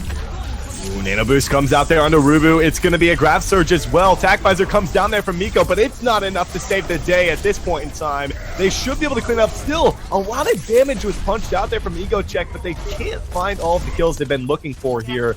We saw Nurse Shatter as well from Torn Planet. Not a whole lot of follow-up, unfortunately. They're going to go ahead and pop the Whole Hog, surprisingly enough here, as Sayonara instantly taken down off of that one here. It's probably not the best move for themselves. Still, they are trying to hold on to this point. They have a few people in the area here. Rubu getting backed up a little bit, and they're making their re-entry. So EgoCheck, who looked pretty solid for a second there, just Rubu gets canceled out, and that's going to be, again, another fantastic fight. Miko just somehow getting away and just kind of being slippery. Now Graviton Surge again at the ready for Sistra, as they used everything else but that ult, but still a very good ult here. We'll have to see if maybe Stray can eat this one up. It's possible. They're actually going to take a different area, a different way of approaching this fight. They've got a pulse bomb to work with, but it's going to be against a Graviton Surge from Sistra. Desu looking to open this one up. Graviton Surge out from Sistra. Pulse Bomb just tossed out to the middle of nowhere there from Desu. Thankfully, it's Onyx is going to be able to come through with a few kills for their team here. Looking for Nico as well. Nico going to be in a rough spot here. Gets help from the projected barrier, but in the end, it's the rest of EcoCheck finally picking up the kills here. They will be able to turn this in their favor. At 90%, though, it's going to take a couple of bolts for them to be able to take the round. Eco Lash charged up and ready to go with that tack visor. Was able to find a couple of kills the last time we saw him pull it out. And Torn Planet, of course, trying to get a little bit of redemption from that Ursha. Oh, what is this? Nano Boost coming out onto Desu. He gets slapped almost immediately. Not the big fan of that. He is woken up, though. Can he get the safety? 19 HP. Oh, no, he's going to be taken down there by Miko, who has attack visor to use if he wants to. All cards on the table, though. I think if they take this, they should be able to take a victory. There's an Earthshatter, not able to really find a lot. Sound Barrier from Sursoul, maybe a little too late for him. The Nano Boost is out onto Torn Planet here. Attack visor comes through as well to secure the fight, as they will be able to get the flip in the end, Furix, but even so, Pulse Bomb again. Oh my goodness, Desu picks up a double kill. Maybe an opportunity, a kill from Stray. They turn this around, need to take care of business. The whole hog's out there from Sayonara. He's trying to hold on strong, but Desu coming up clutch for EcoCheck, and with that, Furix, they've secured the round. And he maintained his recall too. He didn't even have to get aggressive to find that. Ruben just holding the shield up, and they're going to be able to secure that first point. Desu with the clutch of his career to be able to secure that objective. Man, that is I did not see that coming at all. I was already expecting them to like get a regroup with 10 seconds to go. And I was like, okay, Desu, Stray, maybe pull back off of this one, guys. But no, the big play comes through. You don't quite often see that where somebody, you know, they toss out an ultimate into like a 2-on-4 situation, and you're like, okay, don't waste your ultimate, right? But Desu this time around proves it to be very worthy of doing just that there and helping his team secure the round. Sayonara was forced pretty low, just having that whole hog go out. Wasn't able to get a heal, of course, because of that animation. But maybe if he would have gotten aggressive, he would have had a chance if he was able to break that barrier down a little bit more. I mean, we did see Rubu have it pretty low, but he was, I mean, Sayonara was in a bad position anyways. I don't think there was any hope after that double kill came out from Desu. A big comp change coming out from EcoCheck, though. I do like to see the Winston. Winston, something we saw so much in the Rumble, man, but we have not seen much of it today. And right away, the Winston not paying off for him, as it doesn't look like they're going to be able to find a whole lot with the Pharah as well. And Eclipse just easily mopping up the first fight. Well, that's the thing. I mean, Desu was actually just putting in the work. He was able to almost completely decimate the entire Eclipse roster by himself, but wasn't able to do it all by himself, of course. Needed a little bit of help, and it's Onyx not really coming through in that department, so they just weren't able to finish the job out. But looking at Desu, he does have that 90% charge. Still gonna have to worry about Miko, though. They have a barrage to work with already from Desu as well, putting out a lot of work into that first fight. Tack Visor not ready for Miko, but he gets the Nano Boost, surprisingly enough. They're just going to go ahead and drop that one. Thankfully, they did get a kill off of it, I guess, on it's Onyx here, regardless on the Tracer. So still not paying off with this new composition they decided to debut here in the second round, Furix. And maybe time to change something up after you use a couple of ultimates in this next fight. Well, I mean, I think this is actually largely working. I think the issue actually is it's Onyx isn't having a strong performance on the Tracer at all. We still haven't seen him generate a Pulse Bomb. It's one of the fastest, if not the fastest, ultimates to charge, and we haven't seen him charge it up at all. Meanwhile, I mean, Jesus was already able to get a Sound Barrier. Oh my goodness, it was Torn Planet finding an Earthshatter there onto Desu, who is a little too close to the ground mid-barrage here. Regardless, the Resurrect from Heartless comes through. Unfortunately, Sursoul going to be taken down. The rest of the team going to be mopped up. Miko with the Tack Visor finds two for himself. Rubu is on the Winston. He picks up a kill, but in the end, he is going to be hooked in. He's going to be dropped here. 70% now for Eclipse. Again, I just think it's been a pretty lackluster performance so far from its Onyx, and kind of coming up short a little bit. Finally was able to get his Pulse Bomb up, but hasn't been able to send it out. And look at the timeline, actually. 82% here. And falling a little bit behind Jesus on a on a Sound Barrier as well. I mean, that's a very slow pace for a Tracer, but still going forward. Pulse Bomb's going to drop out. I mean, that wasn't onto anybody. There's the whole log coming out there from the side of Sayonara. It's into a... Oh, he gets a Nano Boost as well, but it's into a Sound Barrier. That does not seem to matter whatsoever. He melts right on through him, gets a pick onto Heartless as well, and with that, Eclipse turned the second round in their favor, finding a 100-0 round victory. As Torn Planet says, did that actually just happen?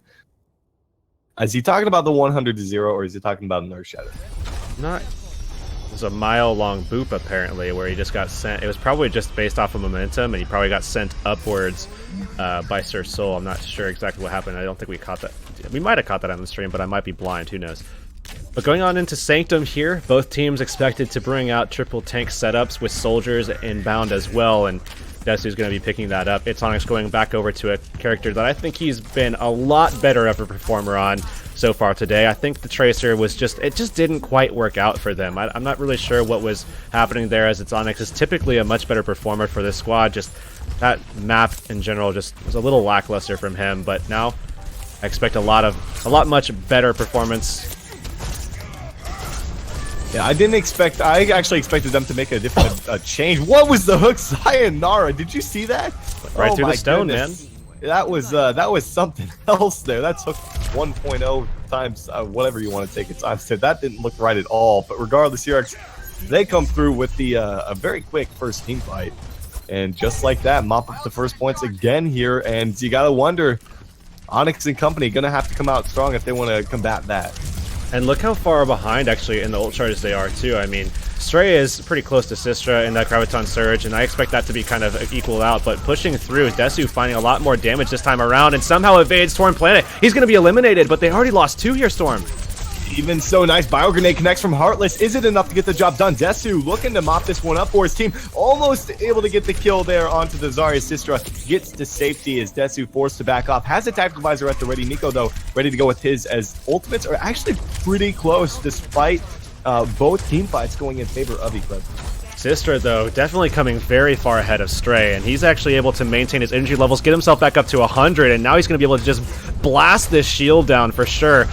And they're going to be able to push forward. We do see the attack visor coming out from Desu, though, on the side, trying to take down Miko, but Miko wins that! Miko barely comes out in the advantage there. The rest of the team mops up the back line as he just sits back here and watches them do the job. There's the team kill coming through from Eclipse, who really flipped the switch after the first round here. Second round 100-0, third round looking to be the same.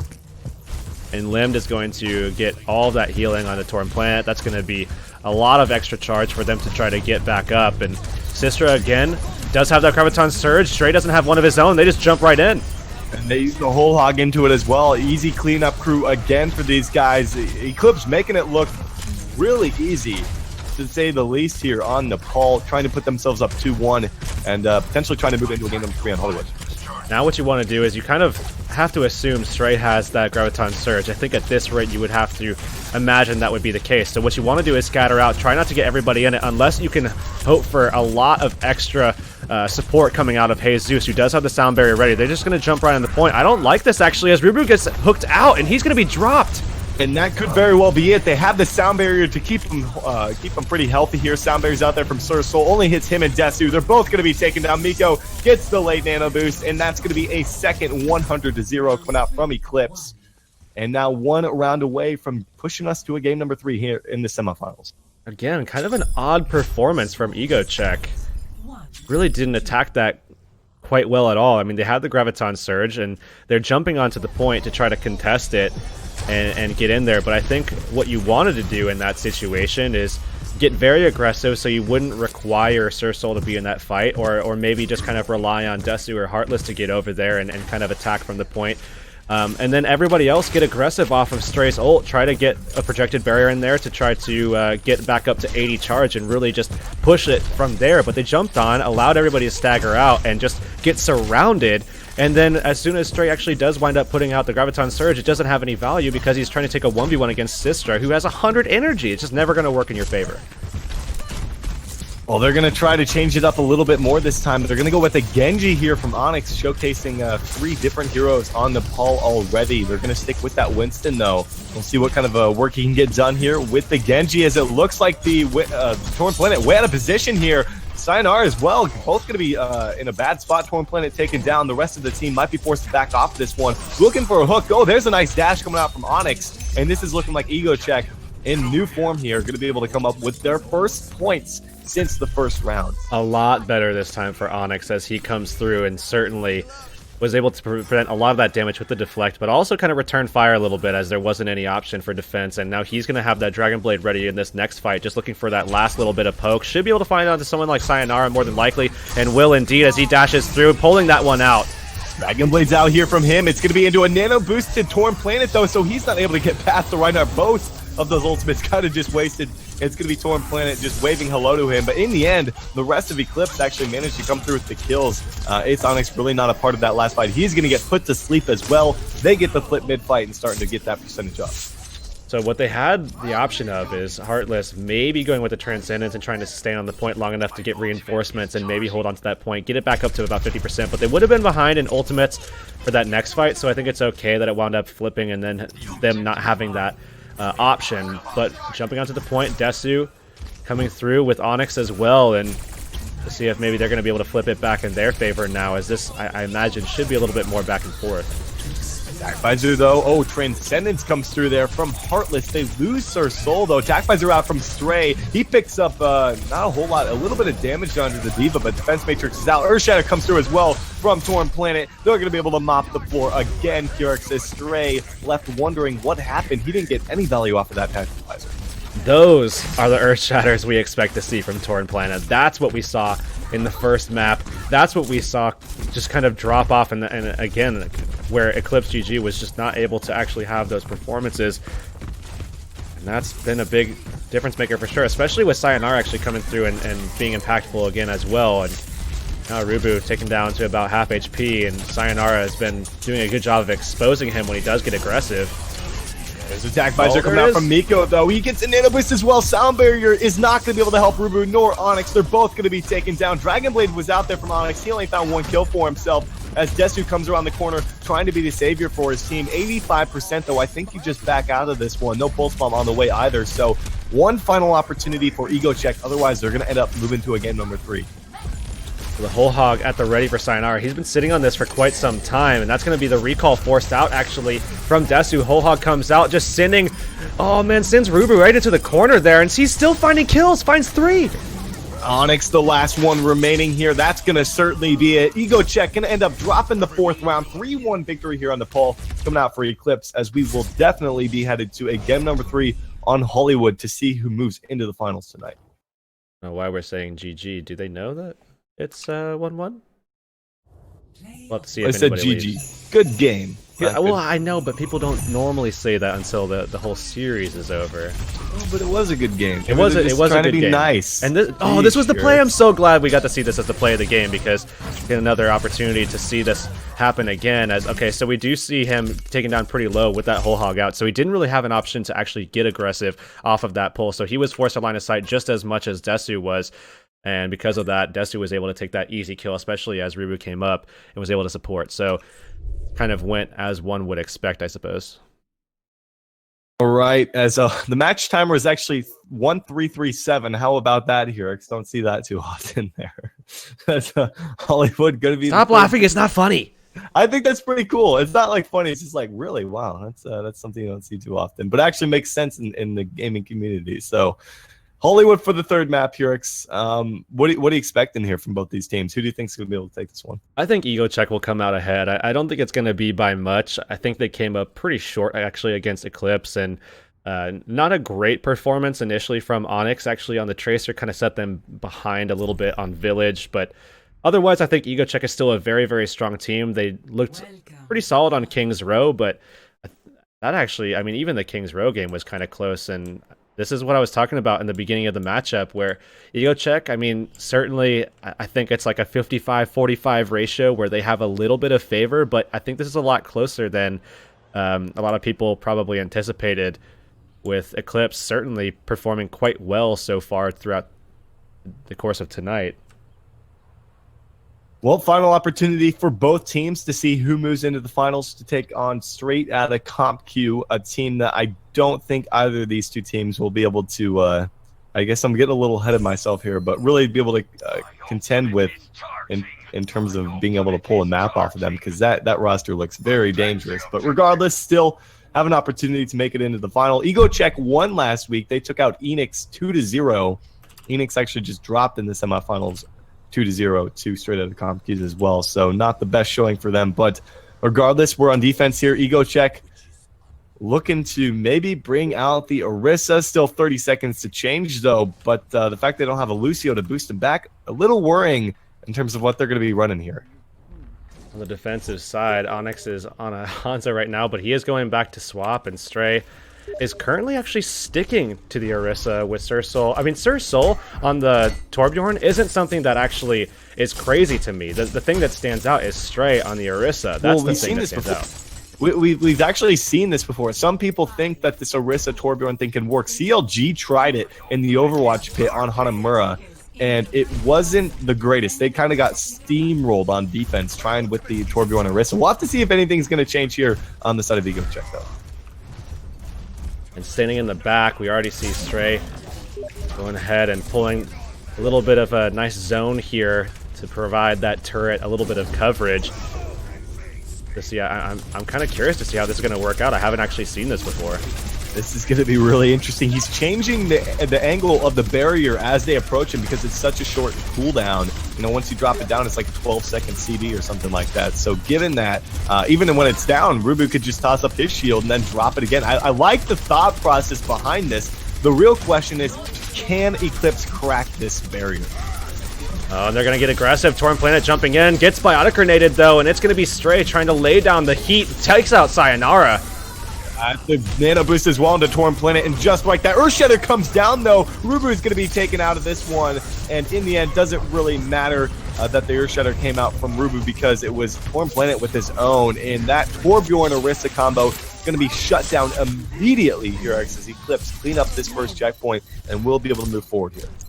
Man, Ego Check backed out, so it didn't work out for them there, and Stray now is going to be very much behind Sistra as they just push through 5 minutes, over 5 minutes actually in the time bank, as he does make that swap, and now pulling back, Ego Check are going to have to, man, really recoup their losses here as the ultimate's certainly not in their favor. Maybe Desu, though, can kind of turn things back around with Self and Heartless coming together with that Nano Visor, but they're not actually taking advantage of the high ground opportunity that they could find themselves in, and I'm not sure about this hold here. Still, they do have Attack Visor to work with. Nano Visor out there from Desu, picks up one. He's in a grab surge. He gets put to sleep, but he's woken back up, hit by a Bio Grenade as well. Doesn't matter. Desu is able to clean this fight up for the rest of his team. Late kill on the Sayonara as well. We'll have to see if they do catch out Sistra, who is running around the side here. He's going to be caught out here. He's fully charged, though. Need to be careful of his damage. He is going to be taking down Rubu. Coming around the right side there, picks up that kill. 4:15 still on the clock here.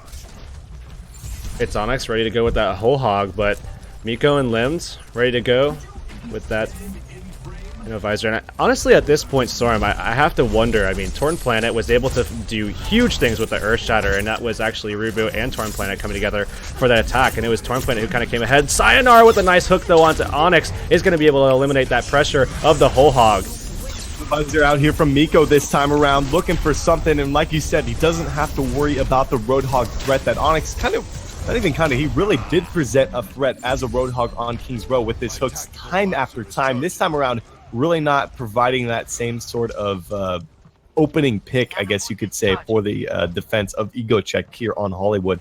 3:30 to work with, plenty of time to complete the map, and Eclipse looking really good, poised to be able to move into the finals here if they can keep this up. Desu in a good spot, though. I mean, we've been watching him a little bit up top now, and he's going to try to shut down Miko, sending him back into that building and not giving him any kind of sightline to work with, but actually Desu is going to be dropped to about 10 HP as he's still up here by himself, straight ready to go with that Graviton, drops it down. They're going to use the Earthshatter from Torn Planet to try to, wreak havoc here, but not really going to find a whole lot off of this. The Grab Surge paying off big time here for the side of Ego Check, who get Torn Planet in the end, and maybe going to be able to follow up onto another one as Desu was looking for a late kill there, not going to be able to find it. Under 3 to go, and really no ultimates on the rise here for the offense other than the Grab Surge.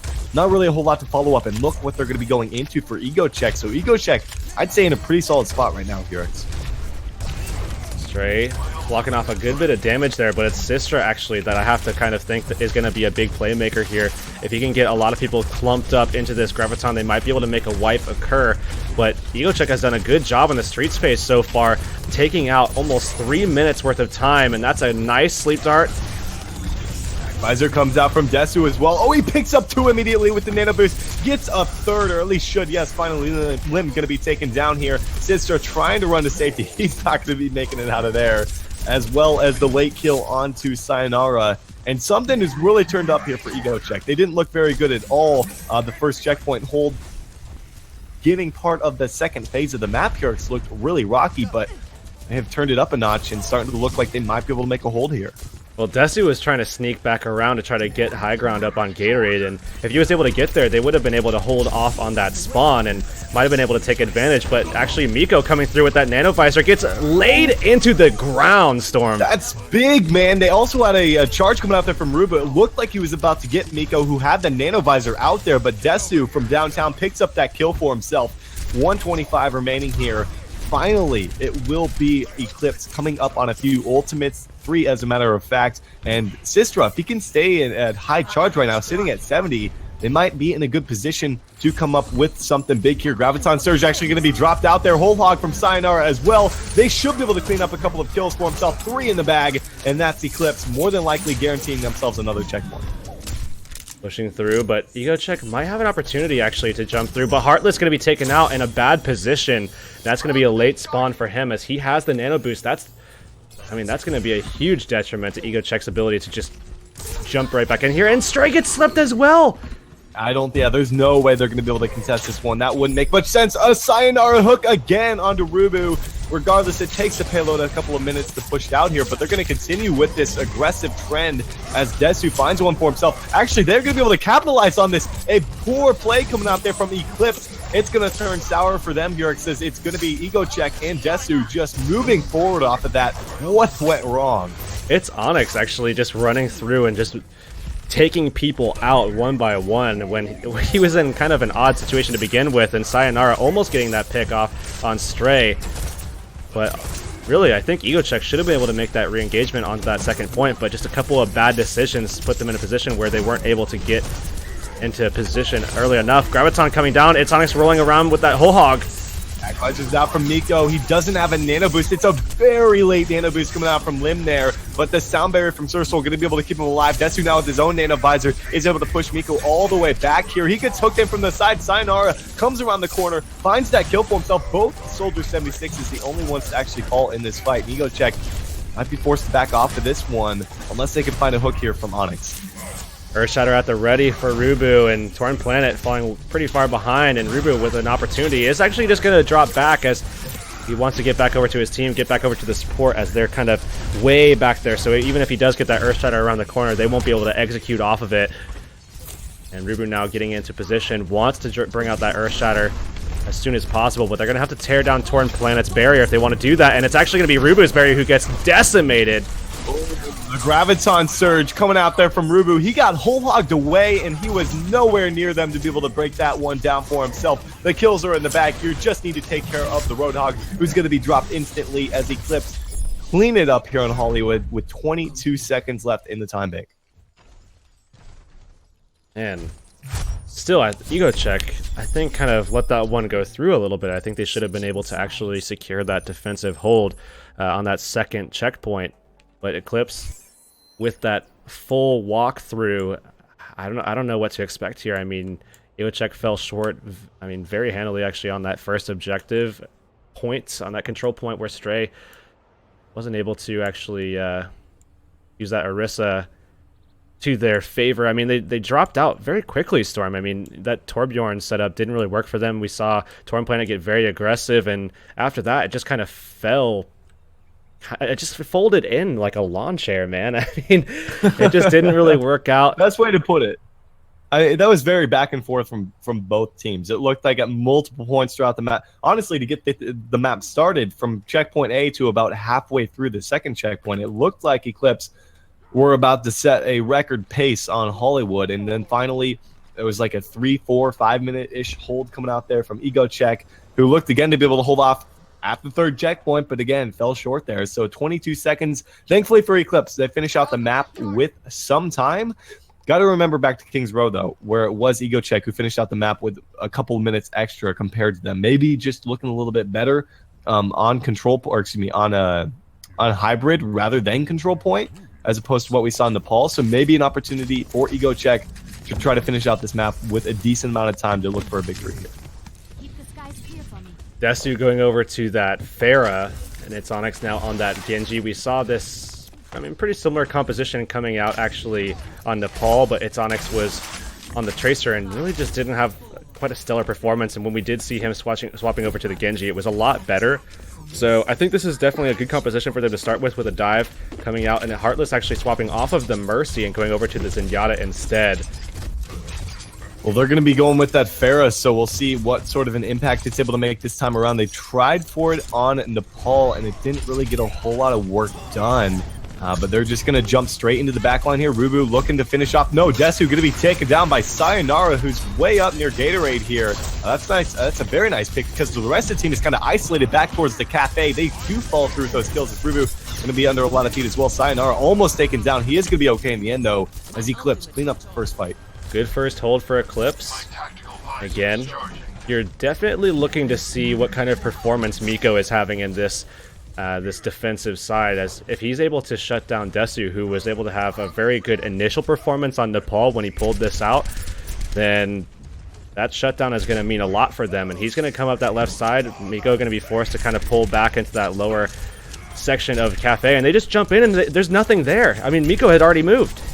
Still, it's Onyx in a really good spot. He's going to be put to sleep here. Still, almost taken down there. Still trying to find a couple kills for himself, but Torn Planet in such a good position in the back. He has an Earth Shatter if he wants to use it. I don't even think it's necessary because the D.Va is out of the mech right now. Stray going to be taken down by the Fire Strike here as the rest of Eclipse clean this one up with ease here. And now Desu in a really rough spot. Oh, he gets the pick there onto Sayonara. Maybe an opportunity for them to move in a 6-on-5 situation. I imagine they're going to want to get aggressive off of this, but we will see reinforcements coming in, and the most important one here is, of course, going to be Miko alongside Limbed, who are going to be able to battle through Desu. He does have the barrage at the ready. He actually gets discorded, and Miko not going to be in a great position. They're falling back just to try to support him, as it's Onyx actually is going to swing around. Dragon Blade coming up as well.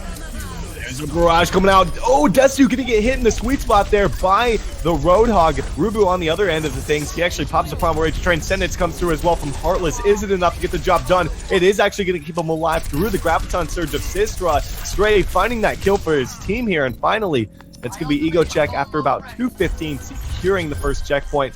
Definitely a much slower pace from what Eclipse actually set their time around. Ego Check looked a lot better in the second and third phase here, especially on the street phase. They were able to pull out a lot of time, so I expect on their attack they should be able to kind of work this one in their favor. Typically what we see when teams have momentum coming out of that first phase, that, you know, they'll be able to kind of lose one fight and then push all the way through that second point and then get into Westworld pretty effectively. But with all the ultimates stacked up here for Eclipse, I'm not sure they're going to be able to pull that one off. Even so, Heartless the first to drop here. There's an Earth Shatter. I don't even really think that was necessary because they were in such a good position. But dropping one ult, not really going to hurt them too much in the end, especially since they have 3 coming up on that tactical, or excuse me, nano boost from Limbed as well. But Onyx is up top here. We'll have to see if they do spot him out. They do have a D.Va, though, that could go up to the high ground. We'll have to see if Sizrat wants to actually look for anybody up there. I'm not sure how much hiding up here is actually going to accomplish. I mean, he's going to be able to start poking them, but he has to be able to execute, and they're going to be able to get that information of where he is. He would have been able to get here nonetheless, so I mean, again, just not really sure what that was able to secure. He just misses everything on that soldier! That's a little unfortunate. Now Miko coming through with attack visor of his own. No nano boost to help him out, but it does push him back. Finds a kill for himself. Should be Heartless, or at least Sir Soul. No, they're both able to escape that one as the whole hog.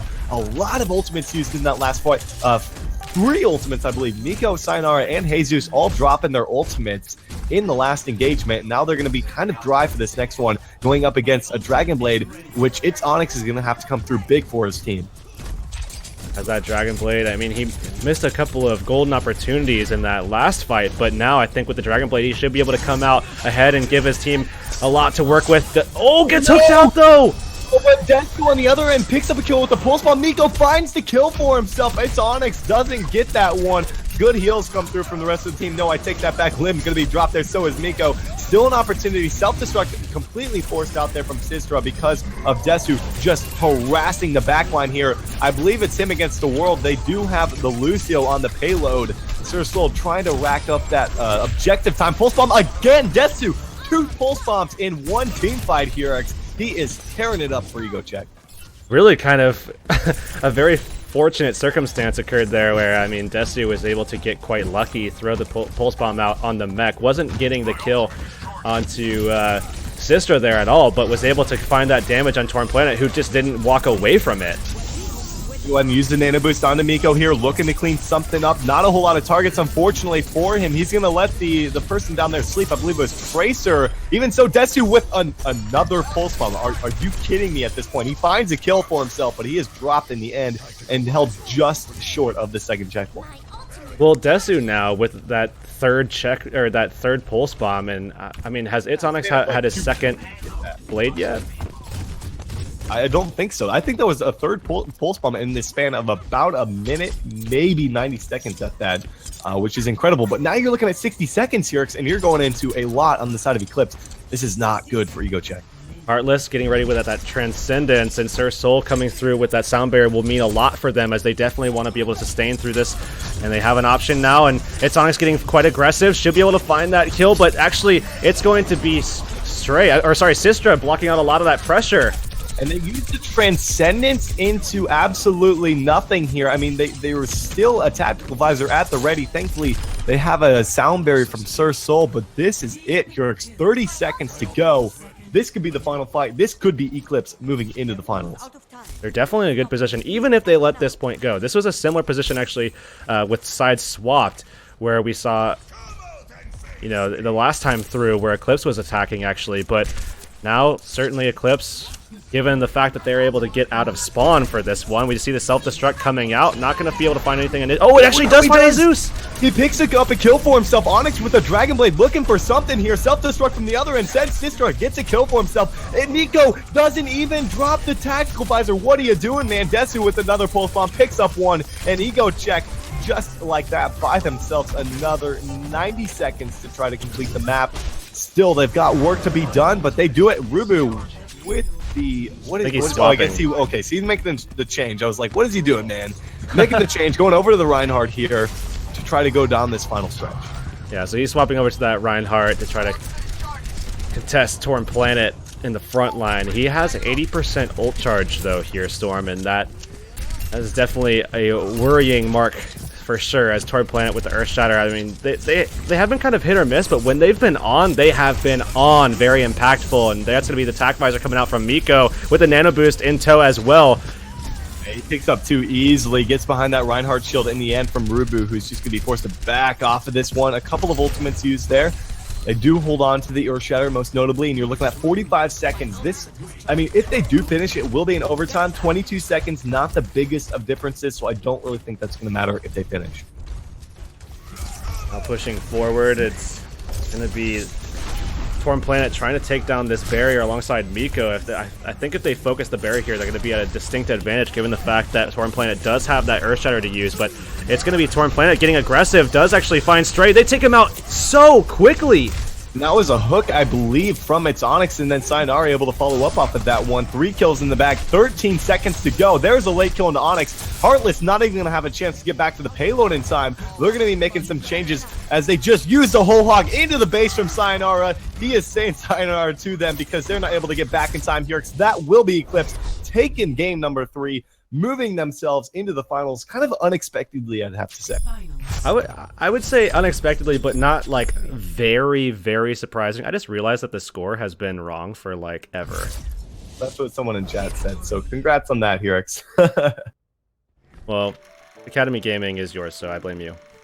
Oh man. So what do you, I mean, I guess it's not totally unexpected, but even so, going into this tournament, I didn't think they'd be able to take down Chicken Connoisseurs, now taking out EgoCheck with a chance to take down Straight Outta CompQ in the finals. What do you make of that? Well, Straight Outta CompQ, I think, is just a really solid team. I think that this is going to be an interesting matchup, especially since EgoCheck is the team that I would have imagined actually would have been making it through. So I think we should have a good match on our hands for the finals. I think Straight Outta CompQ with a little bit of an edge in that series.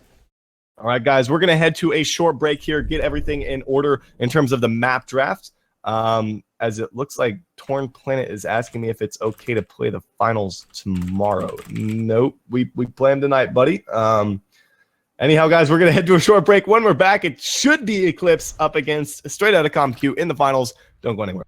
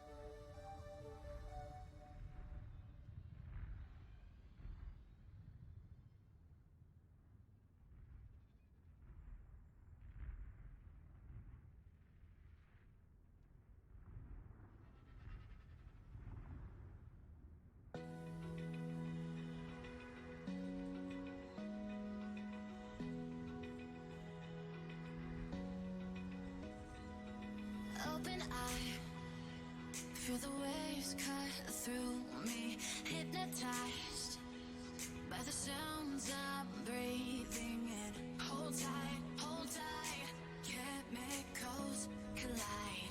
Hold tight, hold tight. Dripping lights paint the skies, all because of you. Dripping lights paint the skies, only you can make me move.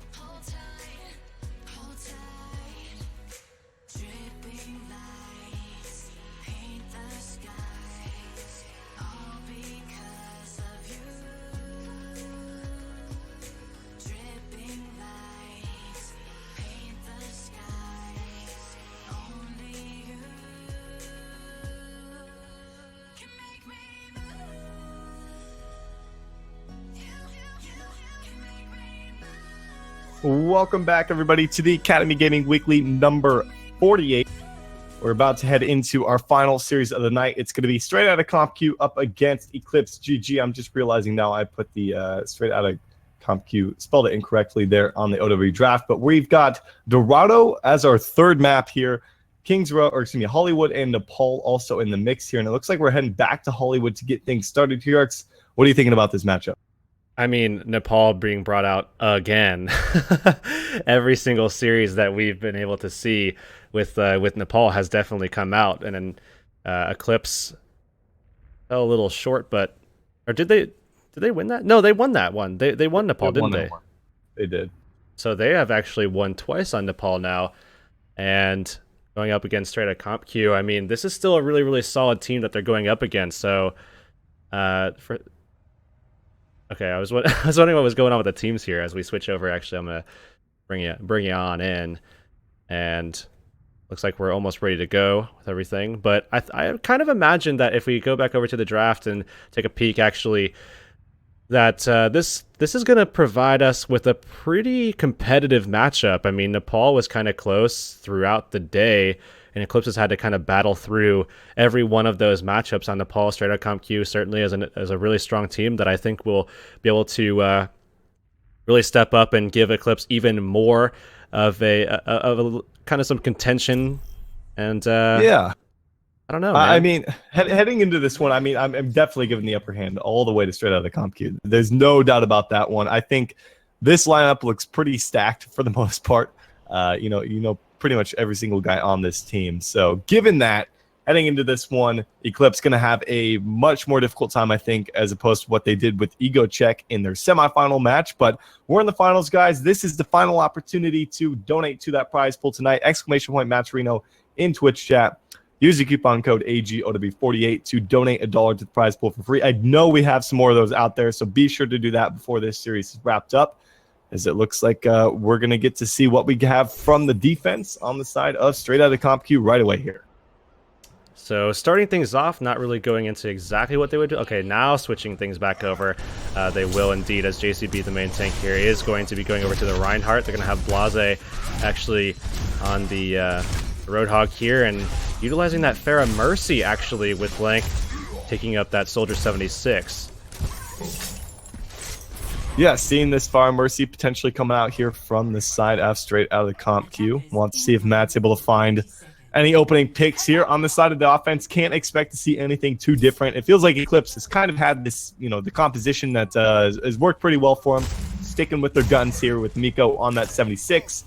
We'll see what Sayonara wants to pull out to get things underway. Can't imagine it's going to be too crazily different from that Roadhog he's been playing so well for these guys. So we'll see if Eclipse can find a win here up against Straight Outta CompQ in this best of 3 finals tonight. Not trying to push forward and get some early charge. He's going to be able to get himself up to 12%, actually 15%. And that's going to bode well for them as they want to get ahead quite a bit. And Blank actually coming ahead as well. Not using the terrain pretty well, man. Yeah, finding some opening pressure there. I mean, already up 50%, 15% rather. Sistra now moving over to the D.Va here. Instead of running what he was previously running. I think he was on a Zarya, I believe. Oh, he was on the Pharah? No, he's trying to shut down the Pharah and Blank on the Soldier 76 he was on the well. Zarya there. So we'll have to see what sort of impact that's going to make for him. But Matt in a pretty good spot. Ooh, the concussive blast actually absorbed there by the defense matrix. Not able to knock them off of that high ground as we do see them start to move in here. And there's Matt again just pressuring that back line here. There's a hook though on the Spo. He's the first to drop from Sayonara. That's a good start for the side of Eclipse. Matt getting kind of low and again trying to use this terrain to his advantage. He's forced to get that health pack as Spo is coming all the way back from that spawn, and they actually do manage to de-mech Sistra, and they still have to kind of take him out. Bosco going to try to get up ahead. Tac Visor coming out from Blank. He needs to come alive right now. I don't think this is his moment at all. Oh, he picks up 3 kills with it, I believe. Unfortunately, there's no one else around here to save the day. Too many people were taken down too early for the side of Straight Outta CompQ, and Eclipse with a tremendous opener here on Hollywood. 5 minutes to work with in the next phase of the map. So Spo actually going to be swapping over to the Zenyatta here. Matt staying onto the Pharah. And we'll have to see if maybe he'll be able to find value with the barrage, as I imagine that's why he's sticking to this. And of course also without an opportunity to swap right now with Spawn being so far away. But that barrage coming up soon, man. Yeah, I'm interested to see what's going to happen with this one. If he's able to find the value, he's going to bring it out into a sound barrier, though. A lot of that's going to be eaten up as well by the defense matrix. An easy cleanup thanks to Torn Planet coming through with a nice Earth Shatter. And just like that, Eclipse. What is this, Yerkes? This is looking easier for them than opposed to what we saw up against EcoCheck. So a lot of switches actually happening now. As JCB switches over to the Winston, Matt switching over actually to the D.Va, and they pull out the Genji for the defensive side with Blase picking that up. And Blase actually historically was a pretty solid Genji. I remember actually scrimming against this guy in the past and playing against him, and he was pretty good with it. Definitely looking for him to be a good performer here, but going up against a lot of ults is going to be kind of scary. They already pick up 3 kills. And there is absolutely nothing. They are just running over him. There's the team kill. And just like that, they're going to have even more time for the 3rd checkpoint here than they originally had for the 2nd checkpoint. It's going to be over 5 minutes to work with here to be able to complete the map. There is no stopping Eclipse at this rate. And they're going to be able to shut down these short spawns too. Sayonara already with a pick onto Bosco. That's going to eliminate a lot of that extra healing on that Lucio, which again did receive that buff pretty recently, so not going to be able to get that extra bit of healing, extra bit of damage as well. Sayonara just completely clutching this out. They finally do get that kill, but in dead time a little bit as the gates do open up and the payload does start moving, so they're not going to get much off of that. I don't know if these guys were just, you know, a little cold after having to wait like 20, 30 plus minutes for their match, but Eclipse are tearing them up. From a team that wanted to play their match tomorrow, they are sure tearing it up here on the offensive side. I still have an Earth Shatter to work with, as well as a, actually no, that's not a self-destruct. That's a remech coming out here for Sistro. Attack Visor though coming out from Blank. Soundberry as well. They're going to use everything as they use the Dragon Blade here as well. Does it find anything? They actually don't get anything immediately here. 2 offensive ults and they only find 1 kill off of it. Well, coming forward, does have that Transcendence ready here, Storm, and they do find those last couple of kills as they're looking to try to hold out in this last phase of the map. And really, I mean, going up against a timer of just less than 4 minutes at the moment, they'd be hard-pressed to be able to find this, especially given the fact that all of their guys are sitting at very, very low ult charge and really just kind of relying on a self-destruct and a Transcendence in this next one. But if they could get the kill... Oh, they find the clutch picks on the Miko and Limbed! Thanks to Blase coming through with a nice dash. There's a Transcendence as well from Spo just to ensure they secure this fight for themselves. Not really sure if it was necessary being at a 6v4 advantage, but finally, straight out of CompQ, coming alive here for the first time all game long. They're going to have to do that for a few more minutes, though, and without a whole lot of ultimates to work with here. Finding those 2 kills in particular, especially at the times that they did, were really, really impactful, because now they're getting Blase back up with that Dragon Blade and creating options for themselves. Transcendence was pulled out from Spo, so they do wind up making that trade, but Miko and Limbed weren't able to get that nano boost with the visor coming out, and now they're going to try to get it, but Miko gets taken out immediately and Limbed as well! Another Dragon Blade from Blase finds no value again here as it's into a Soundberry who does get a little bit of a hit there on the Torn Planet, but it's Blank cleaning up for the side of straight out of CompQ here. Sayonara as well doesn't get to safety just yet here, and even with using a couple of those ultimates, Yerkes, they're still going to be able to hold on to quite a few for the next fight. Going to be pretty even in terms of both teams here. Going to be about 5 up against maybe like 4 here in this next fight. Miko and Limbed have to be incredibly frustrated at this point. I mean, they have 5 ults available now, but Miko and Limbed have had no ability to actually get this nano visor out for quite some time. They finally do pull it out, and they do find Blank as well as Blase, so both of the DPS members here taken out. Still, they didn't have to use a whole lot on the offensive end to actually win that team fight here. So they're going to go ahead and pop the Transcendence here from Spo. Let's see what they can make of it. There's an Earth Shatter coming out as well from Torn Planet. That's enough to bring the cleanup crew here. Spo going to be taken down. And with under 2 minutes, they will be able to move the payload a little bit more here. Pushing forward as well. I mean, at this stage, they were kind of stopped dead in their tracks for quite some time, and again, just that execution of the dive, just so solid. JCB jumping into the back line, and they actually, he jumped over it. What happened? Oh my goodness, Western teams. Well, I was about to say C9, but no, the Western teams go. Did you just see at the end? Did you just see Okay, the come end? on. Everybody had been, they were all like, But okay, it's still, over. That was it's like over. a 6-man diva self-destruct kill at the very last. I'm like, giving no credit to that. millisecond They were there. all done. I Nobody am was giving trying to run credit away. to that. I am No. 100% giving credit to that, man. I think most of that credit should be actually discredit to the side to the side of Straight Outta Compute, who just jumped over the JCB jumped over the payload. They didn't have anybody else contesting, and it just went right through, and they were able to cap it out. They should have actually been able to hold out at least another 20 seconds, if not more, if they would have won that fight. So huge mistake actually from Straight Outta Compute, and then Sistra came through. I think it was. Dude, I'm giving it to You him. can't. I'm No, giving it to they him. had given up. They were already like, okay, we disappointed ourselves. We should have been able to hold that. Kick ourselves in the butt, man. you know. Regardless, a minute 41, a decent amount of time to work with. Extraordinary amount of time to work with. Given who you're going up against right now. So we'll see if the pre-game jitters are out of the way here for Straight Outta Compute, and get to see what they're going to run here on offense. On the defensive side, I mean, as expected, triple tank composition coming out once again. Sistra going to be on that diva, as I am sure they expect a Pharah to come out. Matt was the Pharah the last time around. Blank is currently sitting on it, but they could obviously switch things up. Spo being on the Mercy means that they're likely to actually be on the Pharah, so we'll have to see as JCB. I mean, I'm expecting a dive here. Blase more than likely to switch things up. Going over to the diva at the moment, and Matt picking up that Tracer. So diva actually from Sistra makes a lot of sense here.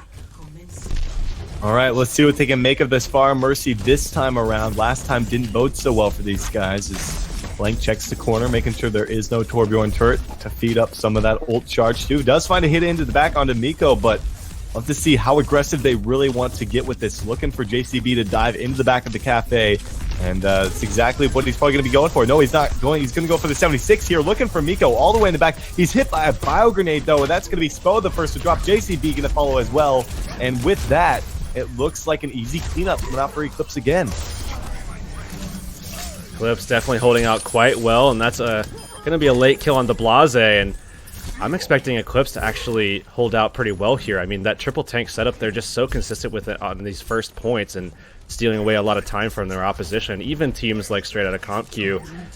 It's going to be Blank still up in the skies here, looking for an opportunity to actually go ahead and find some picks, but Miko has been so clutch actually alongside Limbed in terms of just shutting these guys down. When Pharah's come out, they take them right out of the sky. All right, they're going to dive into the back again here. JCB this time needs to avoid that bow grenade. There's the first kill. Blank able to find a pick into the back onto Limb with the rockets. No one really dealing with him here. I think that Miko needs to take more, put more focus on finding the kills there. But Sayonara, man, is popping off for him. Is it enough to get the job done? It looks like that's not going to be the case. As Straight Outta Compute have the numbers advantage. They have the ultimates as well. Barrage comes out from Blank just to try to get something. It's into the defense matrix though, so no value off of that one. And he's under a little bit of pressure. Straight Outta Compute, still, they have the tools to clean this up. Sistra should be demech. Torn Planet actually goes with the Earthshatter, but perfectly timed. JCB drops that barrier down and saves the day for the time being, but Sayonara still just completely destroying these guys. Oh man, what a hook coming out from Sayonara. Like you said, this guy is just untouched on the Roadhog. 2 minutes off the clock just like that, and Eclipse cleaning things up now as Spo getting close to that Resurrect. We'll have to take that into consideration for the next fight. But Blank using that barrage as well in the last fight into the defense matrix. Didn't find much off of that, unfortunately.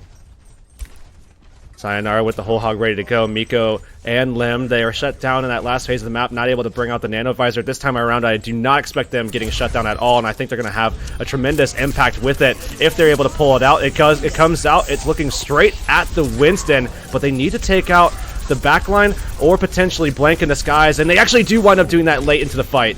Does manage to find the kill for himself, though. He will be dropped in the end. There's Spo with the Resurrect, though. He's going to come in, picks up 2 of them. Blase not in the mix, unfortunately. Now they have the numbers advantage. Sound Barrier comes through as well. Sayonara brings out the whole hog. He's going to look for the kill onto Bosco. Not quite going to find it for himself. No value off of that, unfortunately, here.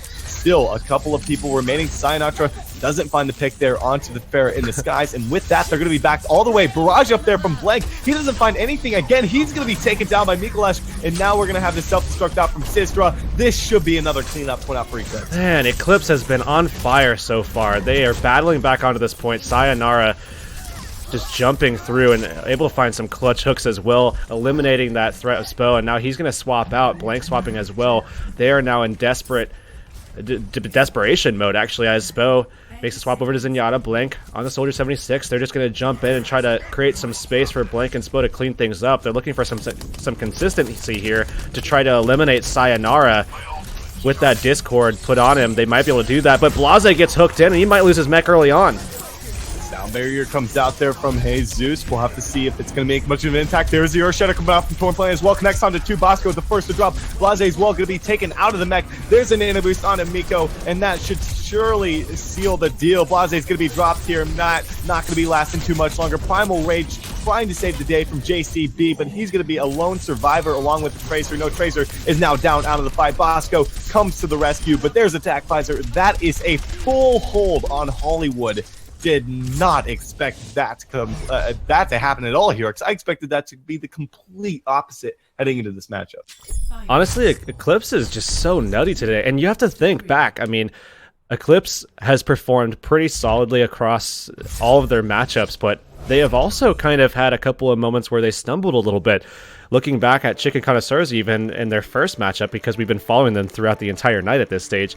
I mean, Chicken Connoisseurs took them to a map number 5 on Nepal, and that, I think, is going to be our next map, if I'm not mistaken. So it is, but the first 2 rounds they both went to the side of Eclipse. So if they can just do that here, they're going to be in a really good position to pull out probably one of the biggest upsets I've seen in AG in a long time. Very happy we got to see these guys in the semifinals, and now in the finals here, looking pretty strong and poised to potentially even be able to take the tournament with one more map victory. Now moving on to Nepal, I mean, Eclipse looked good throughout the night on this map, but Straight Outta CompQ, again, just a really solid team. I don't think it's going to be as easy for them, and hopefully we can get a little bit of swap going before we start the match there, Storm. We can do that for you here, X. We'll get that all settled out, so you don't have to do anything. Don't have to worry about the names on the screen here. Yeah, that's nice of you. But looking back over at the draft, we can pull that back up real quick for everybody. And looking at the map pool, of course, we already saw Eclipse GG taking out Hollywood and getting a little leg up against Straight Outta CompQ. And moving on to Nepal is going to be our second map. If Straight Outta CompQ can actually secure this Nepal map and take the point, then we'll be moving on into Dorado for that map number 3 to see who is going to be able to pull out the victory. There's no tie opportunities for that map there, as it's payload all the way, so we will not have to worry about any kind of tiebreaker scenarios. And granted, I mean, there's not really too many tiebreaker scenarios anymore. At least with the point 1. Yeah. Until they make that change, then you're going to see a little bit more of it, but other than that, I mean, if you hold out as well, if you're able to just secure a 0.0%, then that's also another opportunity to find those. But hold on. We need to make a transition so that people don't see you calling me lazy. That's mean. Well, they said it's cost. Super you don't mean, need dude. to swap sides. Well, I'm just saying that because you didn't want to change the nameplates. But Everybody's just bullying me tonight, man. Oh, man. It is a score 1-0 for Eclipse. Hopefully, Hurix can make the update this time around for the overlay. Already did. I'm on top of things. Awesome. Just waiting on the okay from Eclipse to let us know that they're good to go for our second map here in the finals. A reminder, guys, ! Matrino in Twitch chat. Help out the prize pool tonight. All of that goes directly to first place team. So be sure to do that. Free coupon code out there, AGOW48.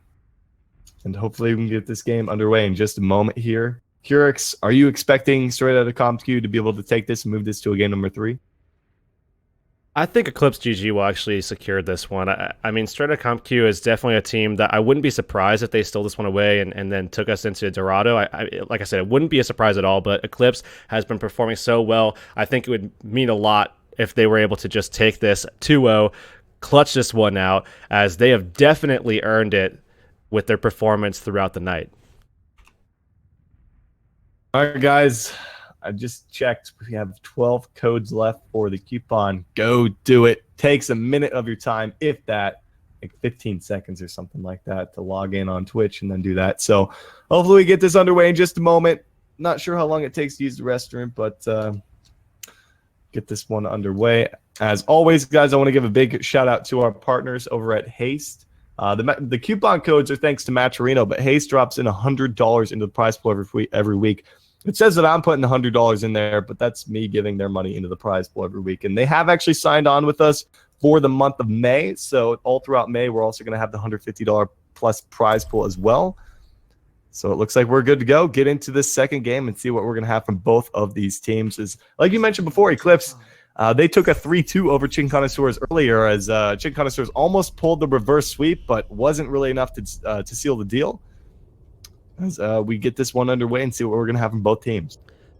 I, again, kind of expect Eclipse to have that same setup actually moving into this map here, where they're just, again, running that triple tank, finding ways to try to create space for Miko, and Sayonara finding those picks. And I think, honestly, Miko and Sayonara, between the two of those guys, have been just stellar throughout the night. And Sayonara, especially, when he is on fire, Eclipse is on fire as a squad. And I think a lot can be said about his performance and the impact that he has for this roster. Now, looking at the side of Straight Outta CompQ, Spo back on the Zenyatta here, and we'll have to see what Blase picks out. More than likely going to be a Genji here, I would assume, as they go over to a pretty standard dive, but he's right now on the D.Va, so maybe pulls that one out as well.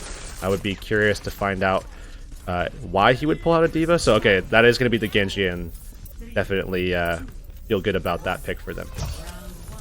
All right, things are underway here in the second map of the grand finals of the AG Weekly number 48, guys. See who's going to be able to take this one as Straight Outta CompQ. Unexpectedly down 0-1 in this series, but a little bit of a comp change up from them. Eclipse going to be sticking with exactly what's been working out for him. Sayonara, the backbone of this team, almost gets a kill there. Who, Matt, under a lot of pressure to get that one started, as that was a big barrier coming out there from JCB to keep him alive, but 2 kills in the back to get things underway. There's a third as Blase going to get reeled in by the hook. Miko swinging around, looking to try to take out Spo, who pretty much the only one left at this point, and they do finally manage to get that kill as Spo is just dodging around, and Moscow gets taken out as well right before, and Eclipse already with an early advantage here, as not only do they get the first cap, but also Miko setting himself up to try to get that early nano visor, limbed very close behind him in that charge. Attack visor getting pretty close there for Miko. He's actually the closest one for his team, along with Jesus. But there's JCB. What are you doing, man? He just jumps up into the air. You gotta realize that Sayonara is easily the biggest threat for your team from Eclipse. I mean, Miko and the rest of the team are pretty solid players from what we've seen, but this dude on the Roadhog is just unmatched. And I guess Miko already ready to go with his ultimate, compared to 60% here for Blank, as Matt moves over to the D.Va just briefly, now is back on the Tracer. For Sayonara right now, I mean, we already see Miko charged up. He was able to find those last couple kills on Spo, who was able to survive for a pretty extended amount of time. They're definitely creating the space. They're just dying off pretty quickly. Sayonara has been just canceling JCB out pretty consistently, and it's going to be up to Blase now, try to see if he can get this Dragon Blade unsheathed and finding some kills. Visor's out there from Miko. He doesn't get hit by the by the sound barrier, but he is going to be dropped in the end regardless. They're already 2 down for this side of Straight Outta CompQ. Transcendence from Spo trying to save the day. Nano Boost is out there onto, I believe it was Sistra. He's going to try to melt down, Spo. Spo is going to be taken down. Blank under a lot of pressure as well. And in the end, Eclipse clean it up again, 80% and counting. They still have 2 ultimates moving into the next fight. That's gonna be 3 actually, as Graviton Surge comes up from Sistra, and they have all the weapons that they need. They have control, they have damage, and really, I mean, nothing on the side of Straight Outta CompQ. And I don't know, it seems like Eclipse GG will be able to easy 100-0 this one out. See if that's going to be the case. Graviton Surge coming down there, connects on to 3. They're going to use the whole hog straight into it. 2 kills in the bag. That should be a third. Primal Rage is out there. Pulse bomb from Matt. Able to connect onto the Reinhardt there. That's a nice pickup for him. Isn't enough to get anything done, though, with Sayonara looking to finish off the Lucio. As The Primal Rage Winston didn't really get a whole lot accomplished other than staying alive as best he can. Now, we'll have to see if they want to unsheath the Dragon Blade from Blase to try to clean this one up here. Still an opportunity for Straight Outta Compute to pull this in their favor, but there's a Nano Boost onto Miko. Dragon Blade out from Blase. He gets Earth Shattered into the Solo Shatter. Pays off big. The real in from Sayonara seals the deal, and that certainly should be a round number 1 victory to Eclipse. Great sustain from Eclipse there. I mean, we saw a lot of things pulled out. Bosco coming out with a sound barrier of his own, and for a moment, it seemed like Straight Outta Compute was going to be able to flip that point. And granted, it still was kind of in a position where Matt eventually probably would have gone to Eclipse, but still, their ability to sustain that one out and just battle their way back in, despite Matt actually picking up a nice pulse bomb kill as well, and then find that those last couple kills at the end. Sayonara and Miko, definitely some good performances from them, and now sitting with that 1-0 lead after that 100-0 on Shrine. Moving into Village, a map that they're actually pretty strong on. It looked very effective on this one earlier here. Let's see if that's going to be the case. I mean, if you are Straight Outta Compute, you got to know they're going to run this exact same thing. Actually, Sistra is the only person we've kind of seen flex off of the Zarya over to the D.Va, like you see with a lot of players that actually play that role. So we'll see how it fares out for him this time. Maybe expecting a Pharah Mercy setup. That's probably why he went over to it. Gonna be a little surprised by that not being the case. Blase as well, now moving over to the D.Va this time around here. Miko getting pressured in the back. They're going to actually force themselves into a corner as the D.Vas press forward, and they're going to get aggressive off it. Sayonara is going to be taken down, actually gets taken out completely. They also do demech the D.Va, though, from Blase, who's under a lot of pressure. Still, Blase clean it up, finding kills for himself. There's Matt as well on the Tracer, and this time around, Straight Outta Compute, not going to let this get out of hand too early. They clean it up, find the first points here on the pulse. Definitely a little bit of a shift here as Matt now with the pulse bomb looking for his team to rally around him if he's able to find that early pick, and that's the hope here for Straight Outta Compute. They want to be able to kind of shut down this tank threat where they're just going to be in with each other. Maybe pulse bomb gets eaten up. He throws it out. It does indeed. Oh, that's a little unfortunate there for Matt. Still, they're going to move in off of this one. They are just moving so well as a collective unit at this point. Still, Limb is going to be dropped here as JCB pulls out 2 kills for himself, and the rest of Compute going to be able to move forward off of this one. Miko near the main entrance here is going to be forced to back off this one. We'll have to see if he's able to make it to safety. Looks like that will be the case, but again, 40% now for Straight Outta Compute. Really, really good setup. I mean, Sistra actually eating up that pulse bomb and pushing through. They had good positioning as well. They just were forced to pull back, and when Torn Planet went for that charge and wasn't able to find anything, it put him in a really bad position that they weren't able to recover from. Lost a lot of headway as well, but now I think maybe this is their opportunity. They're getting aggressive self-destruct coming out. Limb already with the kill onto Matt, though. Good start for him. They have a Nano Visor. They're going to go ahead and drop this one. It's into a Primal Rage, though. Can he find any targets? It's Blank with his own Tac Visor. He picks up a couple, and JCB with the big Primal Rage, able to knock them all the way back. Picks up a couple of kills for himself, and then some, and it looks like Compute again holding on. So it looks like the complete opposite of the previous round. It'll be so weird if we see nothing but just traded 100-0s throughout this series, and I don't imagine that's going to be the case. I mean, Straight Outta Compute doesn't have anything at their disposal. They won't be able to survive the onslaught that I imagine will come out here. Limb, though, taken out pretty early.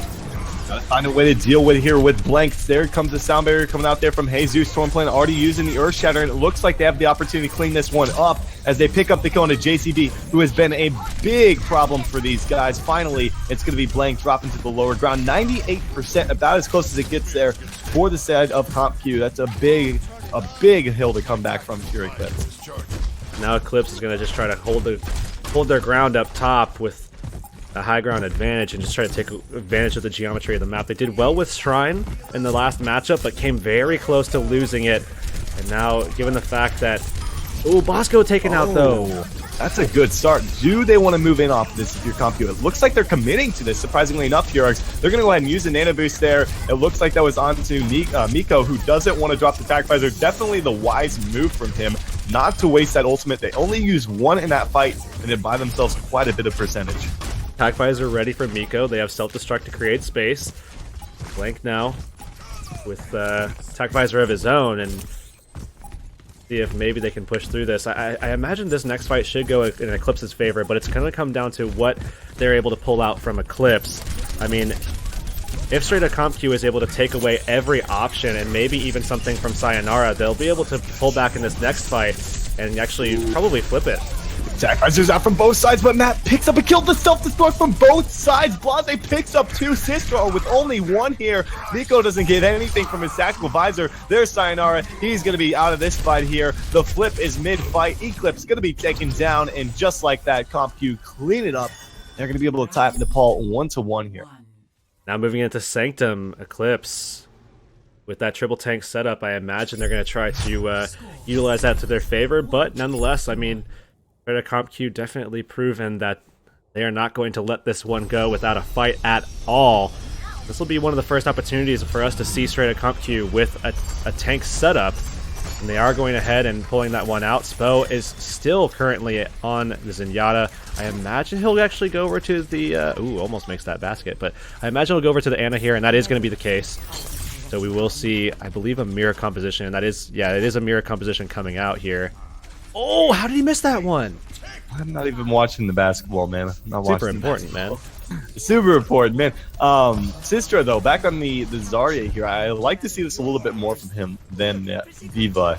I hope he doesn't go back to that one, because probably not going to be seeing any Farm Mercy from the side of CompQ. Just hasn't worked out so well for them, but right away gets a little bit of charge here, looking to move in. Oh, there's Torn Planet diving straight in there. That's a ballsy move. They're going to find 2 kills off of that. It pays off big time. They do lose Limb, but Sistra is fully charged, melting these guys down, and with that Eclipse, have an opportunity to grab the first points, and I think they should be able to, given that JCB is no longer with the rest of his team. Now Limb coming back. When he did get dropped off the side of the map, was actually Straight Up CompQ with a great position, and they're going to try to take advantage of Torn Planet getting aggressive again. This is the same problem we saw them have against Chicken Connoisseurs, actually. Not really sure what they're thinking with that one, but Sistra just cannot be dealt with right now. He is tearing these guys apart. TacVisor comes out there from Blank, trying to save the day. Sistra, what are you doing? Peeking your head around the corner. It's a three people remaining here for CompQ. They clean it up. They do get themselves on the board, but still 22% was put up there from the side of Eclipse. Sistra ready to go with that Graviton Surge pretty soon. And this is going to be a little bit more back and forth here. Eclipse certainly wanting to secure this map in their favor, as they are certainly, I think, a little bit more familiar with the triple tank setup, at least throughout tonight. And Graviton coming out from Sistra. Eclipse GG looking to try to secure these kills, and a nice biotic coming out. There's a Shadow coming down as well. Torn Planet, they should be able to clean this up. No, JCB isn't enough. Blank still running for his life here. He more than likely should be dealt with. Yes, that's going to be the case here as Torn Planet comes onto the point here. They do take care of Bosco, and Eclipse make short work of that. 34% still put up from the side of CompQ. And you got to wonder, this is probably the closest round we've had yet here. Absolutely. I mean, it was almost 100 O's for both of the other ones. So having this kind of fight occurring early on in the map rather than later with a comeback trying to be secured by one of the teams is certainly amounting to a much better contest between the two rosters. But Miko actually in the back, man, he's trying to force out Blank, who has a great position on the side here, almost takes out Limb there. Yeah, they go ahead and actually get the boop. There's a Graviton Surge out there from, I believe it was Matt. They have a sound barrier on their side. Nano Boost comes out there from Miko. He doesn't really find a whole lot of value from that one. Still, if they can hold on to this as long as they possibly can, maybe they can get up to 70% here. It's going to be about 63 before it's flipped back here. A lot of ults used in that last team fight, so both teams going to be looking pretty dry for the next one. Sayonara, almost the lone ult. I mean, Blank has the tac visor, and I imagine he's going to try to get back around and try to... I think maybe JCB's wanting to get aggressive here. He has the Earth Shatter. Is he looking for an opportunity to jump in there? Barrier getting kind of low, though. The barrier is down, though, from JCB. Maybe an opportunity to move in. TacVisor, though, from Blank around the side on the point. Not a good spot for him to find anything. He's looking for something behind the shield. Helix connects there. They're going to charge into this one. There's a hook as well. Can they find a kill off of this? As Blase is going to be able to back off of this one. Maybe even look for some kills. JCB finds one for himself. This is still anybody's fight at this point, I think, Keurig. They're on the point, just Blase, that is. And I think Eclipse might have this fight in the bag because of that. Ooh, Sistra actually did wind up getting slept, but gets picked back up. Spo ready to go with that Nano Boost. Who's he going to want to hit with it? Actually is going to send it out to Blank, but he gets taken out almost immediately by Miko. Miko only gets one with the Tac Visor. We're at 90% now. Still anybody's fight at this point. Sayonara going to be taken down, though. There's an Earth Shatter. It does hit one. Earth Shatter comes out from JCB as well. He's going to be taken down. The flank from Miko coming through big here. Is it enough to get the job done? No, it doesn't seem like that's going to be the case. Sound Barrier from Bosco. It's just Jesus and Sistra against the world. They're in a 2v3. Graviton Surge comes through. Can he clean it up? He's going to be taken down. So is Jesus, and that's going to be a 2-1 lead here on Nepal. They don't get back inside. Really, really good performance from Straight Outta CompQ there, shutting down the threat of Eclipse GG on their triple tank, and actually firing back with a pretty solid version of their own. Despite the fact that we saw Miko actually getting a couple of good flanks, they completely tear through them. And now going back over to Shrine, this is the map that we have to remember is 100-0 it went in favor of Eclipse. But Straight Outta CompQ has been on fire in the last two maps here in Nepal, and maybe they're going to be able to just run the whole thing out, making it like a 3-1. It's definitely possible here. His third map would be Dorado, but we saw how well the guys on the side of Eclipse dealt with Hollywood. They full held on that map. They got all 3 points and they full held, which is just unbelievable. But heading to the fourth round here, let's see what's going to happen. If we are going to have the side of Eclipse pull this back in the favor. Was this the point they took earlier? I think it might have been. This is the one that Eclipse actually just like 100'd out. All right, so given that, potentially looking for the same thing this time around, JCB just needs to be careful in the open air because Sayonara really has punished that throughout most of this. They do lose Limbed early on, though, so that's a good start for him. Blase under a bit of pressure as well. It looks like Sayonara is looking for that one, but still, it is going to be Straight Outta CompQ coming up with the first kills here, and now it really starts to feel like they're getting in their groove. Definitely feeling like that's the case. I mean, a late kill on Dispo, certainly he wanted to be able to get off a little bit of healing. Like onto someone like Matt or something like that to get it up to about 50%.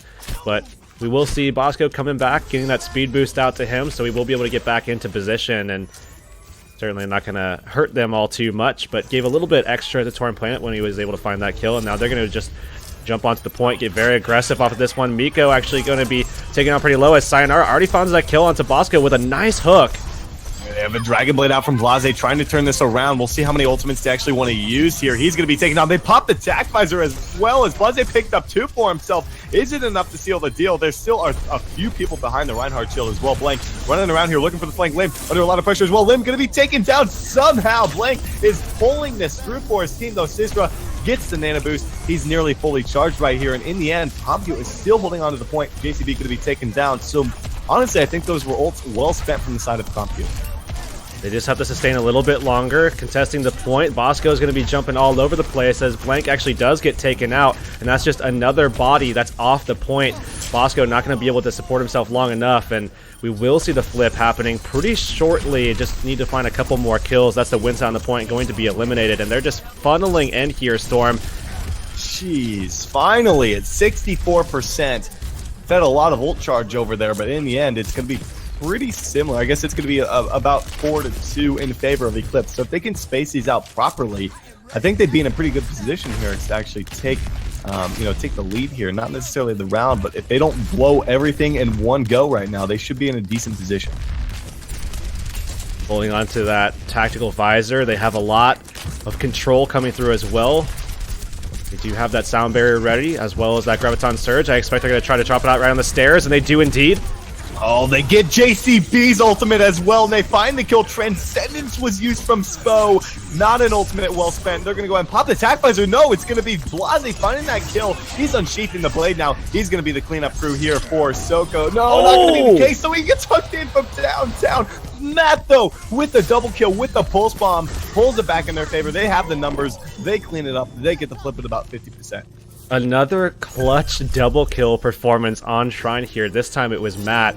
Last time we saw Desu doing that to be able to secure that objective. And now with that lead that they were able to hold on to, not only that, but Blank, of course, holding on to that Tac Visor there as well in a good position. Maybe Sistra gets aggressive over to him and tries to shut that one down. And if that's the case, they might have a good shot at getting this one back in their favor. Now barriers out there to get it started from both sides. As a matter of fact, Whole Hog now out from Sayonara looking for something. Is it enough? Tac Buzzer out from Blank. He's going to look for something. He's actually booped back here. Doesn't find a whole lot of. Oh my goodness, it's Matt with another Pulse Bomb. Torn Planet gets the Nano Boost up, but he doesn't have a whole lot to really hit. He gets 2 kills for himself. He's basically here just with the Ana and the Baby Diva. We're in overtime round now. This is all or nothing for both teams. JCB has a Primal Rage if he needs it. Not going to be the case as they do manage to get the reset. There's the Primal Rage out from JCB. That is going to be a 4th round secured for Straight Outta CompQ HuRX. And we're headed to Dorado for the final map of the night. Straight Outta CompQ coming back into this one. Really, really good. 3 rounds in a row to be able to get back into this and send us into Dorado. Unbelievable, man. Did not see that coming. Compared to what happened on Hollywood, now I was thinking, okay, who is this Eclipse team? Like, why have we never, like, really seen them before? But still, despite that loss of a map, even if they do lose the finals, HuRX, even if they do lose on Dorado, still impressed with, you know, what they were able to do tonight. But still, a lot of payload time to be pushed here. We'll see. What are you expecting? Do you think Straight Outta CompQ still have this, given the fact they were so dominant there on Nepal? I think that Eclipse is going to be able to take this one still. I just think that they've been performing very well. If Sayonara still has a good performance on the Roadhog, I think they have a good shot. But Straight Outta CompQ, with the fact that they have that Pharah in their pocket as well, could try to take advantage of the map geometry as well, with the sight lines, with the buildings, definitely helping out Matt or Blank, whoever decides to pull that Pharah out.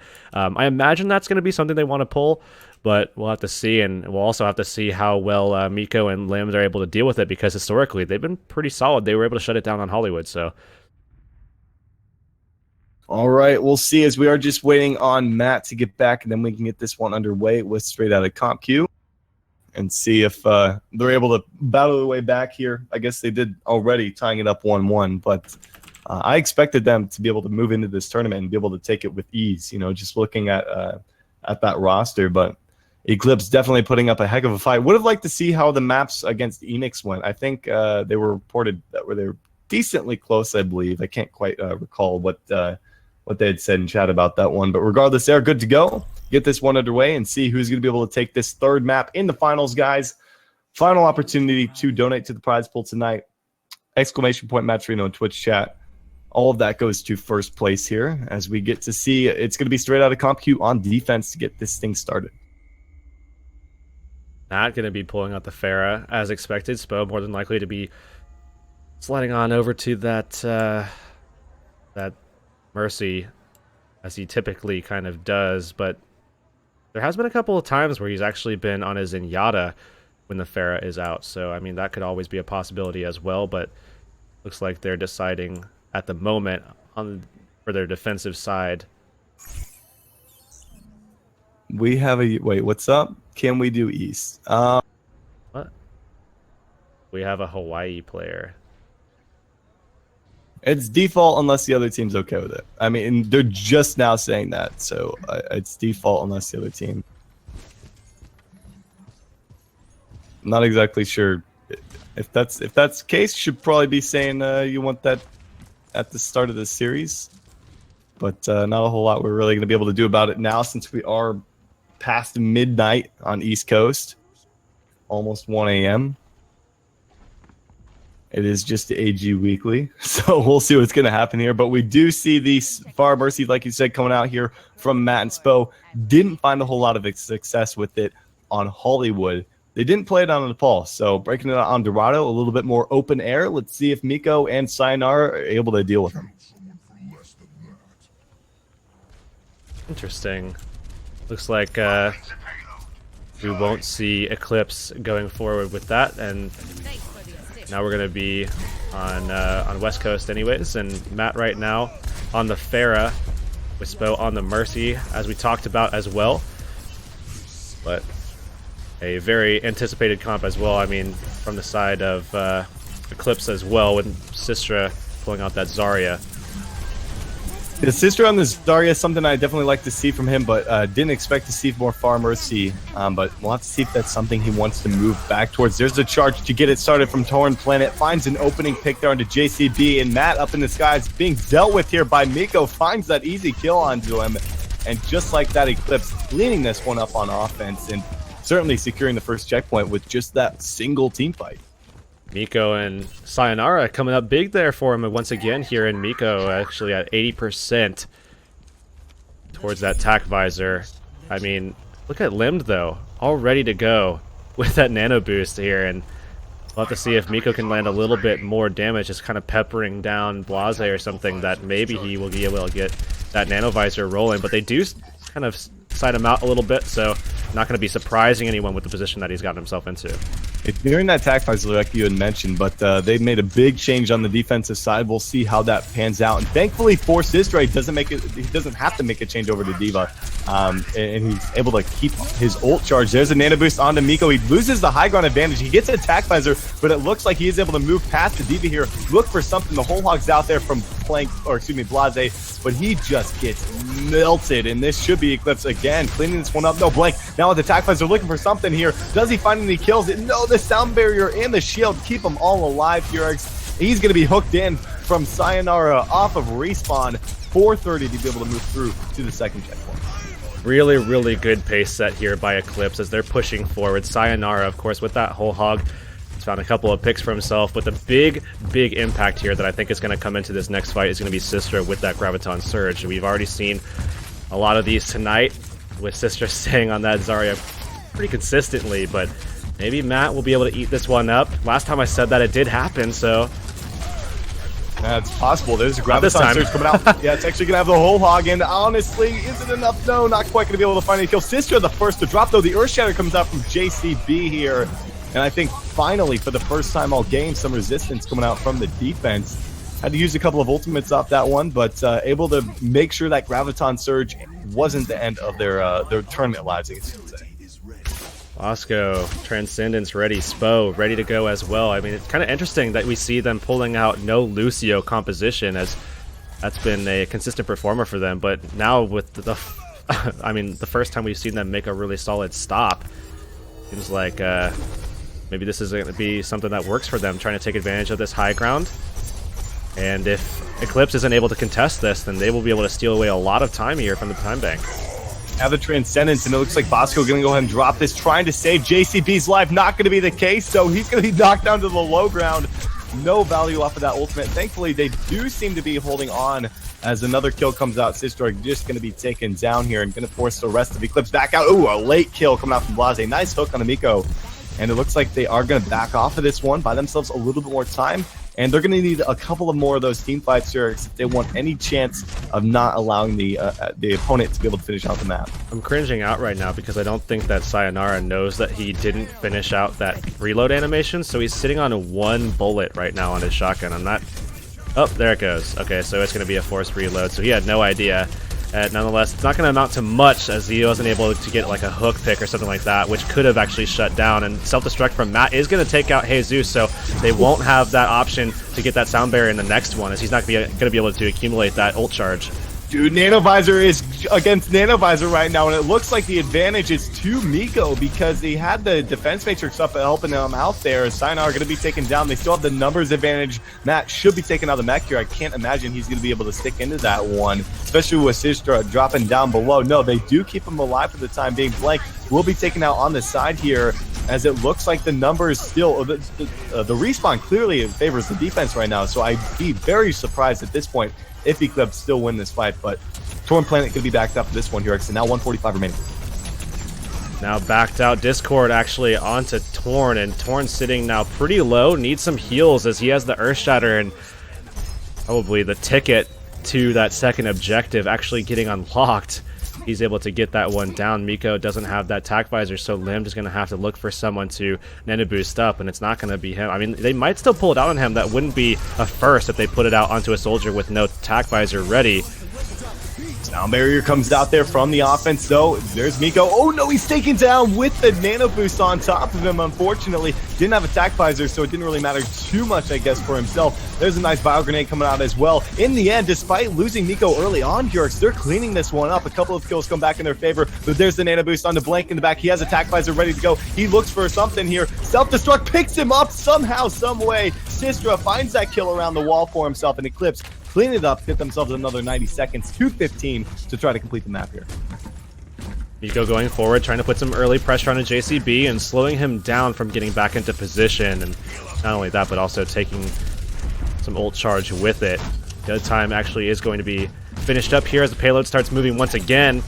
And looking at this position here that Blank has gotten himself into, he gets eliminated. Miko with a nice headshot followed out after by that Helix rocket, and he secures that kill, opening things up. And I'm really loving what I'm seeing from Sistra. So much damage is absorbed by that defense matrix from him, but they do force out the self-destruct from Matt. He's immediately hooked in, immediately demeched again, thanks to a nice hook from Sayonara. That JCB shield is pretty low as well. They need to be very careful not to be hooked out again by Sayonara here, but still, they're down a couple of guys. I think they might back off of this one. No, Blank going to be dropped as well here. They have a few ultimates. Transcendence Force down from Bosco. Attack Flies are probably going to be following shortly after from Miko.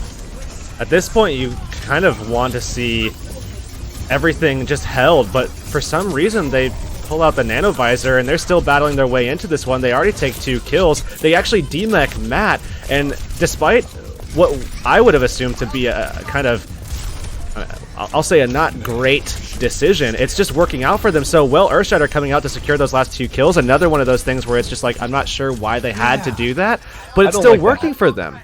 I don't like that at all because there was like, I think it was a 5-on-2 situation. He drops an Earthshatter, but thankfully they still have ultimates to work with. Where they're going to have 3 for potentially what we're looking at as a final fight, especially since Sayonara has his pole hog to knock him off the point. Self-destruct on the payload to try to discourage him from getting towards him, but now Blase with the Nano Hog, they actually do manage to get Matt out of his mech here, so maybe an opportunity to move something. Oh, JCB hit by the bio grenade coming out there from Limbed. This could very well be it here. Can they make it back to the payload in time? There's the Nano Boost on the Sayonara. They have a couple of people skipping around though. Blank picks up 2, but he's going to be taken down as well. Doesn't matter in the end. It's going to be Sayonara and company completing the map here with 14 seconds remaining.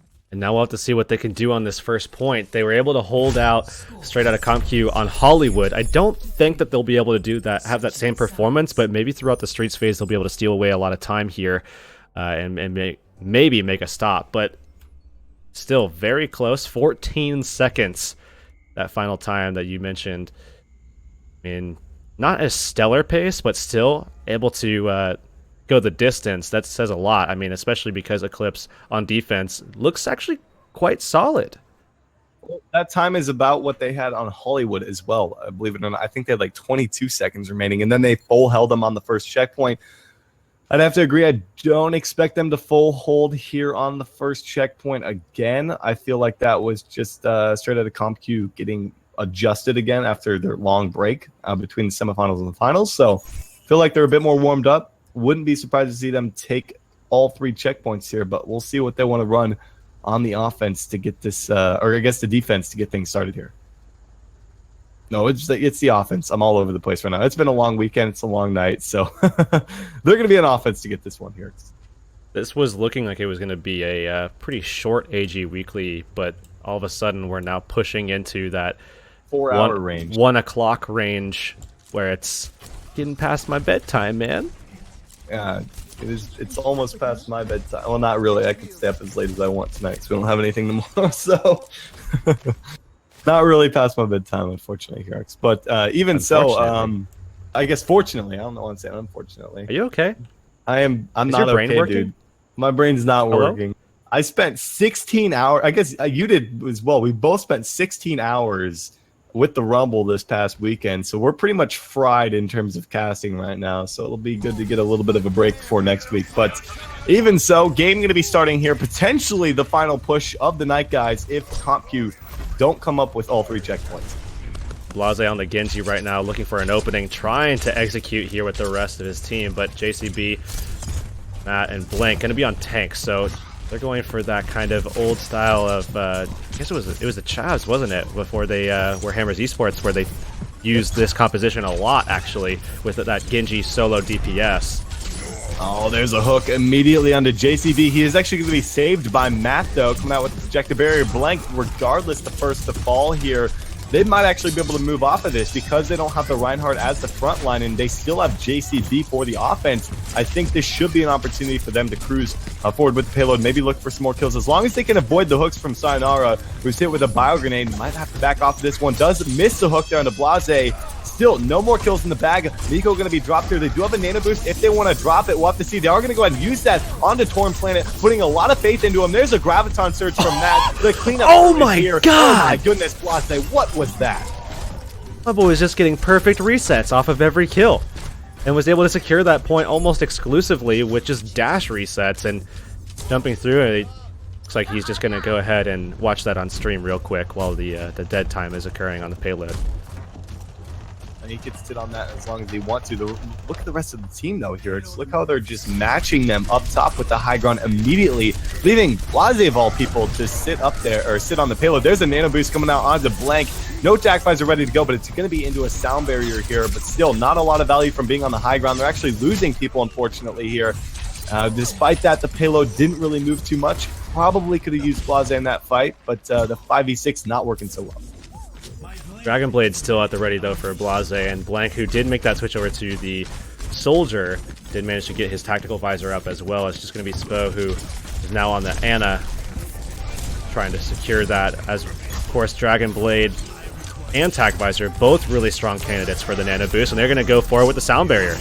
There's a Dragon Blade coming out from Blase. He's looking for something. Picks up an immediate kill on Miko, who has the tactical visor at the ready, so not able to really bring that one out, unfortunately, for his team. And Blase is left uncontested. As I say that, Sayonara picks up a kill, but I think that's still going to be a lost team fight here, as they should be able to just clean this one up. Jesus, the last one remaining. And they're going to put 3 on the payload here with 4 minutes to go to try to get the second checkpoint. Looking, honestly, this is looking quite like what we saw there from Eclipse when they made their offensive push. But Blase has had such a stellar performance. He's been kind of silent actually throughout the night, and that's someone that I look to especially to try to be a playmaker, but finally kind of coming into form now in this last opportunity that he had in the night.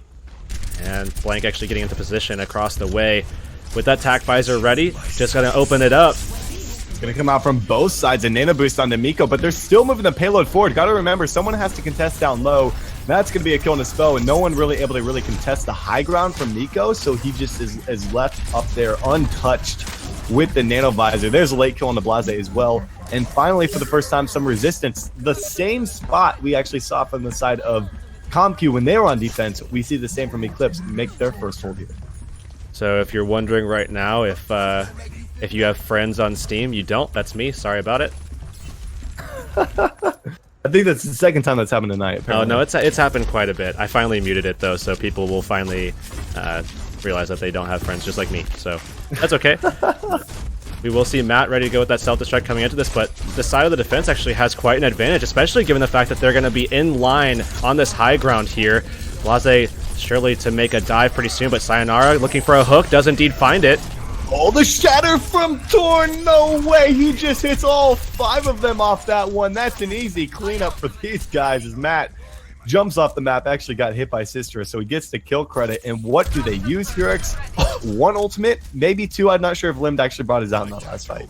Well, Miko was able to get yet another staggered kill there, and that was going to set Blank back a bit as he was running back to the spawn. And doesn't really amount to too much. He's going to be able to get back in line with the rest of his team, but still, just to let that extra little bit of ult charge might go a long way here, as he is going to be able to kind of balance out with Blank, who's at 70% now, and we'll have to see how this next fight goes with Sistra ready to go with that Graviton. He drops it right into the point. And use nothing else other than that Graviton Surge sound barrier now coming through as the self-destruct is out here. Do they have what it takes? There's a nice hook from Sayonara. The shatter coming out from Torn Planet again. He had so much cleanup from the last fight, Jurix, that he had that once again. Though the Nano Blade from Blase cleans up too. Looking for another here. Does he get the third? Yes, he does indeed. Sistra going to be taken down, and this is what they need from Blase. He does get dropped in the end, but they confirm a second checkpoint. Buy themselves a little bit more time here to try to complete the map. And Eclipse is going to have to hold out for 2 minutes and 45 seconds if they want to secure this. And they did go the distance, so they will have that opportunity to get some overtime going if they're able to, if they are not able to make the stop. But it won't be a lot of time, and we'll have to see if Straight at ComQ with Blase definitely having the performance that we were waiting for. I mean, we'll have to see if they're going to be able to push it through. I mean, they have a lot of time here to work with. They certainly do. About 2:15. Nice bio grenade connects up top. There's an Earth Shatter coming through here from the side of JCB, but attack visor from Miko up top. No one really going to be able to contest him here. The Blase's trying to sit in the corner trying to deflect some of the damage back, but not going to be the case, as in the end the defense have the numbers. But there's a hook blank, able to return fire with one of his own. Torn Planet Sister, the last one's remaining. He drops the Shatter, hits one with the Fire Strike. Matt is going to go down here, but in the end, they're going to be forced to use the Nano Boost onto Sistra here, who doesn't really get a lot of value off of that. Unfortunately, he is going to be able to melt down Blank, though. Yeah, and he's looking to try to get this kill quick, but now he's in a very bad position. Oh, somehow dodges that hook. That was clutch, man. Able to use his alternate fire there to boop himself up to the air with a little bit of that displacement. Still, Miko moving over to the McCree for the first time all night. Haven't seen that from him, so that's an interesting pickup for these guys. They have a Graviton Surge, 120 to go. There's a Graviton Surge out. No follow-up, though, is here. I don't know if they're able to get anything because Blaze's here with another Dragon Blade. Matt is very close to being dropped out. Self-destruct coming out just to secure that mech when he comes back up, and they're finding kill after kill after kill. Mech gonna come back up for Matt, and they're pushing this one through. They got pretty much a full team wipe there, as Limbed actually is going to swap off of the Ana and go over to the Sombra. This should be it, yeah. Oh, he doesn't quite get to the translocator in time. They finish with a little bit more time than them. It's gonna be 1 minute to 1:43. Hurix. Ooh, this is gonna be a close one. Switching sides. And this is definitely going to be close, but again, since it's a payload, anything can really happen here. I mean, could definitely see teams just pushing through that first point and securing it. I mean, Blase had a great performance when he was attacking on the Genji, but we will see the defensive side of Straight Outta CompQ pulling out Matt once again on that Pharah, and likely Spo going to be returning on the Mercy, and that is going to be the case here. And again, not surprised by the composition that's coming out from Eclipse. If I'm being honest here, I did not expect the finals to be the closest match of the night, especially with this matchup. Eclipse, a team, I'm giving massive props to these guys for really hanging in here and actually, looking like they're the better team throughout most of this series here. But still, they will be pushing first because they have 43 seconds less, which actually on a payload map, I think is a decent difference, Hurix, because that's, a wipe or two that you cannot afford compared to what CompQ can afford when they're making their push here. So we'll see what they want to actually do here. As it looks like it's past their bedtime. Matt says it's 7 a.m. He wants to die right now. He must be the European player. Yeah. We'll see what's going to happen. Is that is rough. And things are opening up here, Storm, and I'm getting my last second donation in for Matcherino. So if any of you haven't done it, this is your last opportunity in overtime right now. That's gonna. I think we only have 4 codes left. 5 codes left. 5 codes left, guys. 5 codes. If you haven't done it yet, ! Matcherino Twitch chat. Get that coupon and code in there. All that goes to first place. As we get to see with this push how far Eclipse can actually push it here, as they've got the Fire Mercy to worry about. Sistra on the Zarya as opposed to the Diva, which previously he ran that because he was trying to deal with it, and it worked pretty well for the most part on Hollywood. It actually worked terrifically because they were able to make the full hold there. But right away, JCB the first to fall, still not finding a way to deal with Matt. He has a barrage. Oh, 2 kills. What? Finds 3 for himself. And look at the timer, Storm. Look at the timer. 9 seconds remaining. There's no way they make it back on here. They're going to try to send the soldiers to contest, but he gets hooked out. That's it. Straight Outta CompQ make a phenomenal hold. Matt. Oh my god. Matt, MVP of that fight. Blase really showing up on their offensive push the first time around, and now they've got their work cut out for him. That is not very far at all to push. Switching sides. Switching sides. I mean, here we go. 1:43. So more time to work with and not a lot of distance that they have to cover. We will more than likely have to see Eclipse getting kind of aggressive with their positioning and trying to hold out twice against Straight Outta CompQ, who just rolled over them. But that's going to be against Blaze's Genji, who was just stellar on the first attack, the first attempt. But maybe he pulls something else out. And at the moment he's on the Hanzo, I imagine the reason that he's pulling this out is because he wants to make sure that they're not actually going to be aggressive with their positioning, holding out on top of that red house there, where there is that health pack potentially. So I don't know. I mean, we could see some aggressive holding, but I don't. 143. They did get it. I don't think it's worth it. They got it up under the archway and they got it up onto the regular ground. So maybe they just hold back here, try to win out 2 fights, and keep it in the archway for as long as possible. Sayonara trying to make some picks and hope for the best, kind of. They definitely have an opportunity here to hold this, I think. Yeah, I don't think it's worth it to hold up in the front and look to be able to push him down to an overtime situation, because if you do get picked late, it's game over. So they can hold it to archway. Like you said, it went up the hill a little bit, so it's not the worst spot. If it was like under the archway, that would have been terrifying for these guys. So 135 to get something done here. Blase back on that Genji. He's going to be looking to try to make some impact once again. Sayonara trying to hook him out of the equation and take him for sure by surprise. But Storm, I mean, given the fact that they're already at this payload section right here, it's less than 20 meters away now, less than 15 now, and the minute to go. They have at least 2 fights that they can go for. Blank already with a nice hook, but oh, Sayonara gonna return fire. You hook first, you die first. That's the saying, isn't it? Is Blank gonna be taken down as he did? There's a hook or charge from downtown. Torn Planet finds the kill. He's in a rough spot though. Does he make it out alive? They're gonna just say, you know, F it. We're gonna get pretty aggressive off this. Oh. They make the hold for you know, the original minute there, as we do get to see Torn Planet nearing that ultimate. He is the only one even close for both these teams. 40 seconds to go. That's still 2 pushes if you can make it a quick one, and they lose it pretty quickly. But nice sleep dart coming out there from Lind as well.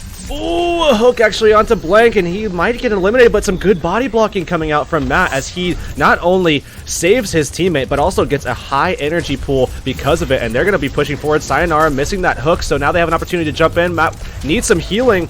Oh, the shatter in the back. It hits 4 of them. No way. Torn Planet did it. Stun barriers out there as well. 15 seconds to go. There's an Earth Shatter coming out there from JCB. It doesn't matter. What was that? Here, 8 seconds to go. Spo will not make it back in time. Unbelievable play coming out from Torn Planet again, as it looks like Eclipse take it. Oh my goodness. What was that, Hurek? I mean, it's almost a disappointment that Matt, with just such a stellar play, and Blase with just a good performance on the attack, and then somehow they still make the hold. It's almost a disappointment if you're, you know, straight out of CompQ, because they had it in the bag, man, with just a great performance on defense, and then stolen away. Eclipse is nutty, man, nutty. That was unreal. Congratulations to Eclipse. Unexpected to see them. You know, they almost didn't even get the seed they did tonight. I was like, you know, I actually went back on the previous tournament from yesterday. They played in the Athena Cup, and I'm like, okay, they got second. I'm gonna toss them the 5 seed. All right, we'll see how they do against Chicken Connoisseurs. I don't really think they're gonna be able to take this one. They take that. They beat Ego Check, last week's champions, and then they take down straight out of CompQ. Hell of a performance from those guys. Congrats to them. Really hope to see them back next week. It is very late, guys, so we're going to close this up pretty quickly. Hurix, any last thoughts from you? No, that's it from me. Definitely looking forward to seeing Eclipse once again and straight at CompQ. A little bit disappointed at the end, but certainly, again, like I said, just looking forward to Eclipse's future because they looked so solid tonight. All right, guys, that's going to be it from us. As always, I want to give a... oops, I actually refreshed the stream there. There we go. As always, guys, a huge shout-out to all of you who helped with the prize pool tonight.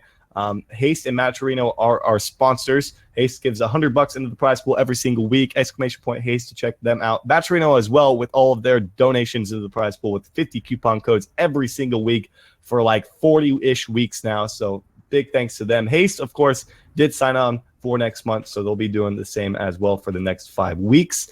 Give us a follow on Twitter. I'm at Game with Storm. He's at CT Hurix. We do this every single week. Follow the channel as well, guys. Like I said, every single week, every single Monday right here. That is it from us. We'll see you guys next week. Have a good night.